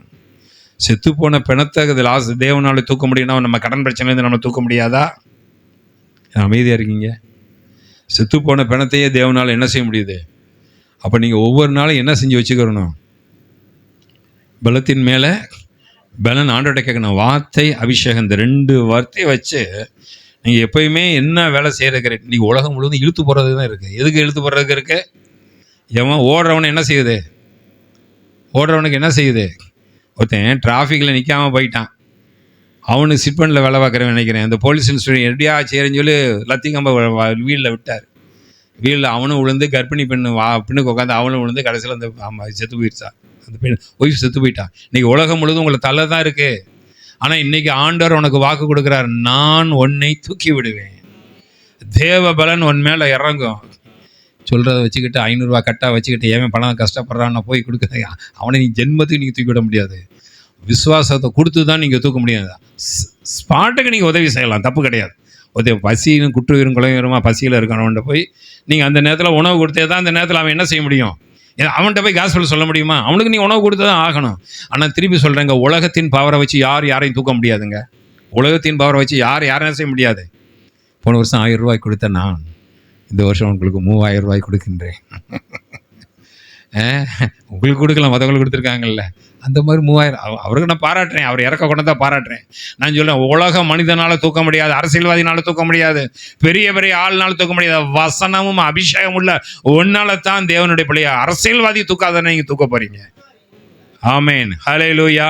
தேவன் உனக்கு அந்த தேவ பலனை தருவார். சிம்சோன் தேவ பலத்தினாலே சிங்கத்தின் வாயை கிழித்ததை போல இன்னையிலேருந்து நீங்கள் ஆண்டவர் சமூகத்தில் ஒப்பு கொடுங்க. என்ன செய்ய போறீங்கன்னா, ஆண்டவரே நான் யாரை தூக்கி விட வச்சிருக்கிறேன். இன்னைக்கு நம்ம எந்த நிலைமையில் இருக்கோம்? பெதஸ்தா குளத்தில் உட்காந்துருக்கேன். ஒருத்தன் இயேசுனார் வராரு, என்னப்பா உனக்கு வேணும்? 38 வருஷமா என்னை தூக்கி விட ஆள் இல்லை. உன் மனைவி எங்கே போனா? அவள் 1 வருஷம் பார்த்தா, உன்னோட சேர்ந்து நான் நாசமாக போகக்கூடாதுன்னு போயிட்டான். உன் பிள்ளைய எங்கே எத்தனை பிள்ளைக? 7 பிள்ளைக. பிள்ளை 1 வருஷம் இருந்துச்சு, 2வது பிள்ளை 2 வருஷம் இருந்துச்சு, 3வது பிள்ளை 3 வருஷம் இருந்துச்சு, 7வது பிள்ளை 7 வருஷம் இருந்துச்சு. இந்த இளவை தூக்குறதுக்கு நான் போய் தொலைகிறேன், நானாச்சும் பிடிச்சிக்கணும் போயிடுச்சு. என்னை தூக்கி விட ஆள் இல்லை. எத்தனை வருஷம் தூக்கி விட ஆள் இல்லை? இயேசுநாதரை அவர் விடுதலையே கொடுக்குறவர், ஆனால் தூக்கி விட தான் சொல்கிறேன். இந்த குளத்தில் கல்நீர் களையும் போது என்னை கொஞ்சம் தூக்கி விடுறியா? என்னை என்ன செய்ய? தூக்கி சுமக்கிறியா? தேவ பிள்ளைய தேவ பலத்தை நான் இயேசுநாதர் சொன்னார், நான் உன்னை நான் தூக்குற தூக்கு ஜென்மத்துக்கு நீ வியாதியில் விட மாட்டேன். அந்த குளத்தில் போய் விழுந்து சுகமான கூட உனக்கு திருப்பி வியாதி வரலாம். இப்போ நான் தூக்குற தூக்கில் உன்னை கல்லறைக்கு போகிற வரைக்கும் வியாதி வராதியா. கர்த்தர்கிட்ட போய் தினந்தோறும் வார்த்தையிலும் அபிஷேகத்திலும் இருக்கணும். சில நேரத்தில் எங்கே தெரியுமா என்னை ஊழியத்தை கூப்பிடுவாங்க? பாறைக்குள்ளே விதைக்க கூப்பிடுவாங்க. அந்த இடம் எப்படி இருக்கும்? நானும் இன்னொருத்தங்களும் அந்த மாதிரி ஒரு இடத்துக்கு போக வேண்டியது வந்துச்சு. அந்த வர்ற ஒரு ஆள் அன்னைக்கு கட்டடிச்சிருச்சு. நான் அவங்கள பார்த்து கேட்டேன், ஐயா நீயும் நானும் ஒரு இடத்துக்கு நாளைக்கு ஊழியத்துக்கு போகலான்னு நினச்சோம், நான் போயிட்டேன், நீங்கள் வரல. பாறைன்னா அப்படிப்பட்ட பாறை. உடனே அந்த நபர் சொன்னாங்க, அது எனக்கு தெரிஞ்சதுனால தான் நான் வரல. அதை நீ முதலையே ஃபோன் பண்ணி என்கிட்ட சொல்லியிருக்க வேண்டியதானே. உங்களை முன்ன விட்டு நான் வேடிக்கை பார்க்குறேன். தேவைப்பிள்ளை, இந்த உலகம் முழுவதும் தூக்கி விடுறதுக்கு பலன் இல்லை. ஏன் தூக்கி? நல்லா கவனிங்க, நீங்கள் எவ்வளோ தான் சாப்பிட்டாலும் எக்ஸசைஸ் பண்ணால் தான் சதையில் 6 feet வரும், 6 pack கிடைக்கும். எவ்வளோ தான் சாப்பிட்டாலும் என்ன செய்யணும்? 6 பேக் எத்தனையோ பேக். அந்த பேக்குனா வரணும்னா என்ன செய்யணும்? எக்ஸசைஸ் பண்ணணும். நம்ம யார்? ஒரு எறும்பை தூக்கி விடுறதுக்கு பயமாக இருக்குது. ஏதோ தூக்கி விடுறதுக்கு, ஏன்னா அந்த எறும்பு நம்மளை இழுத்துருவோன்னு பயமாக இருக்குது. ஆண்டவர்கிட்ட கேளுங்க, ஆண்டவர் உங்களை வச்சு தான் செய்ய போகிறாரு. ஒரு சாதாரண ஆப்பிரிக்கன் அவனை வச்சு ஆண்டவர் அதிசயம் செஞ்சாருன்னா உங்களை வச்சு செய்ய மாட்டாரா? ஒரு பெரிய தீர்க்கதரிசியை காப்பாற்றி எவ்வளோ எதிர்ப்பு மத்திய இந்த இறைமையை தூக்கி விட்டோன்னா முதல்ல கேள்வி கேட்டிருப்பான், எவன்டா அந்த குழியிலேருந்து இவனை தூக்கி விட்டதுன்னு கேட்பான். அவனாலும் தைரியம். ராஜாவிட்ட போய் தைரியமாக கேட்குறான், நான் தூக்கி விட போகிறேன். ராஜா சொல்கிறான், நல்லது, போய் வேற கூப்பிட்டு போ. இதேபோல் இந்த உலகம் முழுவதும் இன்னைக்கு குழியில் விழுந்துருக்கு. ஆபத்து காலத்தில் என்னை நோக்கி கூப்பிடு, நான் என்ன செய்வேன்? உன்னை உபத்திரத்திலிருந்து உன்னை என்ன செய்வேன்? தூக்கி விடுவேன். லாஸ்டர்வே இங்கே வாசிக்கிறப்ப கடைசி அப்போஸ்தலர் 6வது அதிகாரம் 5வது வசனம் போடப்பட்டிருக்கு. அந்த இதில் பிலிப்பையும் சேவானையும் அவர்கள் அந்த ஊழியத்துக்கு அழைக்கிறாங்க. அப்போ அவங்கள்ட்ட இருந்ததுன்னா விசுவாசமும் பரிசுத்த ஆவியும் வார்த்தையிலே நிறைந்திருந்தார்கள்.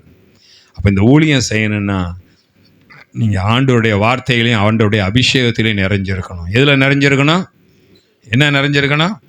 தூக்கி விடுறதுக்கு முன்னுக்கு முதல்ல நீங்கள் குழிக்குள்ளே இருக்கீங்களா இல்லையான்னு பார்க்கணும். 2வது தூக்கி விடுறவனுக்கு தேவ சித்தமாக நீங்கள் பார்க்கணும். 2வது தூக்கி விடுறதுக்கு உங்களுக்கு பலன் இருக்கான்னு பார்க்கணும்.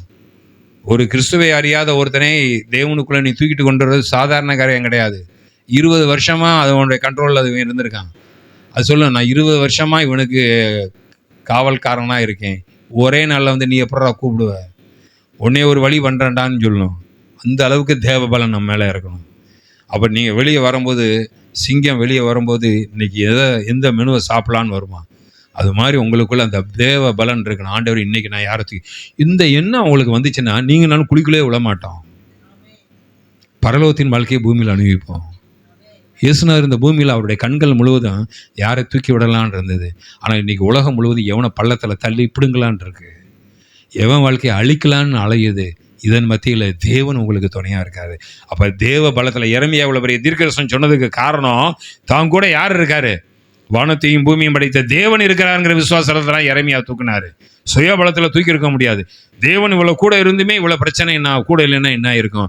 எல்லாரும் ஒத்து ஊதுறாங்க. ஆனால் இவர் ஆண்டவருக்கா வைராக்கியம் பண்ணிக்கிறார். இன்னைக்கு தேவன் நம்மை அழைச்சிருக்க. ஆபத்து காலத்தில் என்னை நோக்கி கூப்பிடு, நான் உன்னை விடுவிப்பேன். உன்னை நான் எதற்கு அழைச்சிருக்கிறேன்னா தூக்கி விடுற ஒளியும் சகதிக்குள்ளையும் சேத்துக்குள்ளையும் வாழ்க்கையை முடிந்து இதோட வாழ்க்கை முடிஞ்சிச்சும் எவன் நினைக்கிறானா அவனை தூக்கி விடுவதற்கு தேவையான ஆவியானவரையும் வசனத்தையும் வாழ்க்கையில் அனுப்பி உன் குடும்பம் முதல்ல நல்லா இருக்கும், அடுத்து உனக்குள்ள சகல ஜாதிகள் நான் தூக்கி விடுவேன்னு சொன்ன கர்த்தர் இருக்காரு. அப்படியே எழுந்திருந்து நாம் ஜெபித்து முடிப்போமா?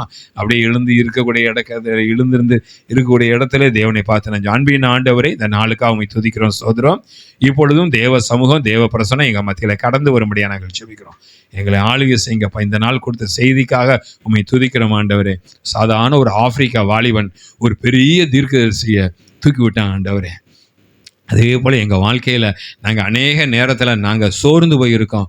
எங்களை தூக்கி விட இந்த 38 வருஷம் வியாதிஸ்தன் காத்திருக்க மாதிரி கிழக்கே மேற்க வடக்கே தெற்க நாங்கள் பார்த்துருக்கோம். யாராச்சும் தூதனை அனுப்பி, அன்றைக்கி எலியாவுக்கு ஒரு தூதனை அனுப்பி அவனை தூக்கி விட்டீரே, அது மாதிரி எனக்கு ஒரு தூதனை அனுப்ப மாட்டீரான்னு காத்திருக்கோம். ஆனால் ஆண்டவர் எங்களை பார்த்து சொல்கிறாரு, எலியாவுக்கு தூதனை அனுப்புகிற மாதிரி நீ காத்திருக்காத, நான் உன்னை எலியாவின் தூதனை போல ஆக்கி உன் மூலமாக அநேக குடும்பங்களை தூக்கி விடுவேன் என்று ஒரு வாக்கு கொடுக்குறாரு. அன்பின் ஆண்டவரை இந்த நாளுக்காக துதிக்கிறோம். சோதரம் இப்பொழுது வந்திருக்கிற எல்லாரும் மேலேயும் கர்த்தருடைய கரம் இறங்கட்டும். நாங்கள் அடுத்தவர்களை தூக்கி விடக்கூடிய அளவுக்கு தேவ பலன் எங்கள் மேலே இறங்கும்படி ஜெபிக்கிறோம். ஆளுகை செய்யுங்க, ஆசீர்வதிங்க. இயேசுவின் நாமத்தில் ஜெபிக்கிறோம் ஜீவனுள்ள எங்கள் நல்ல பிதாவே.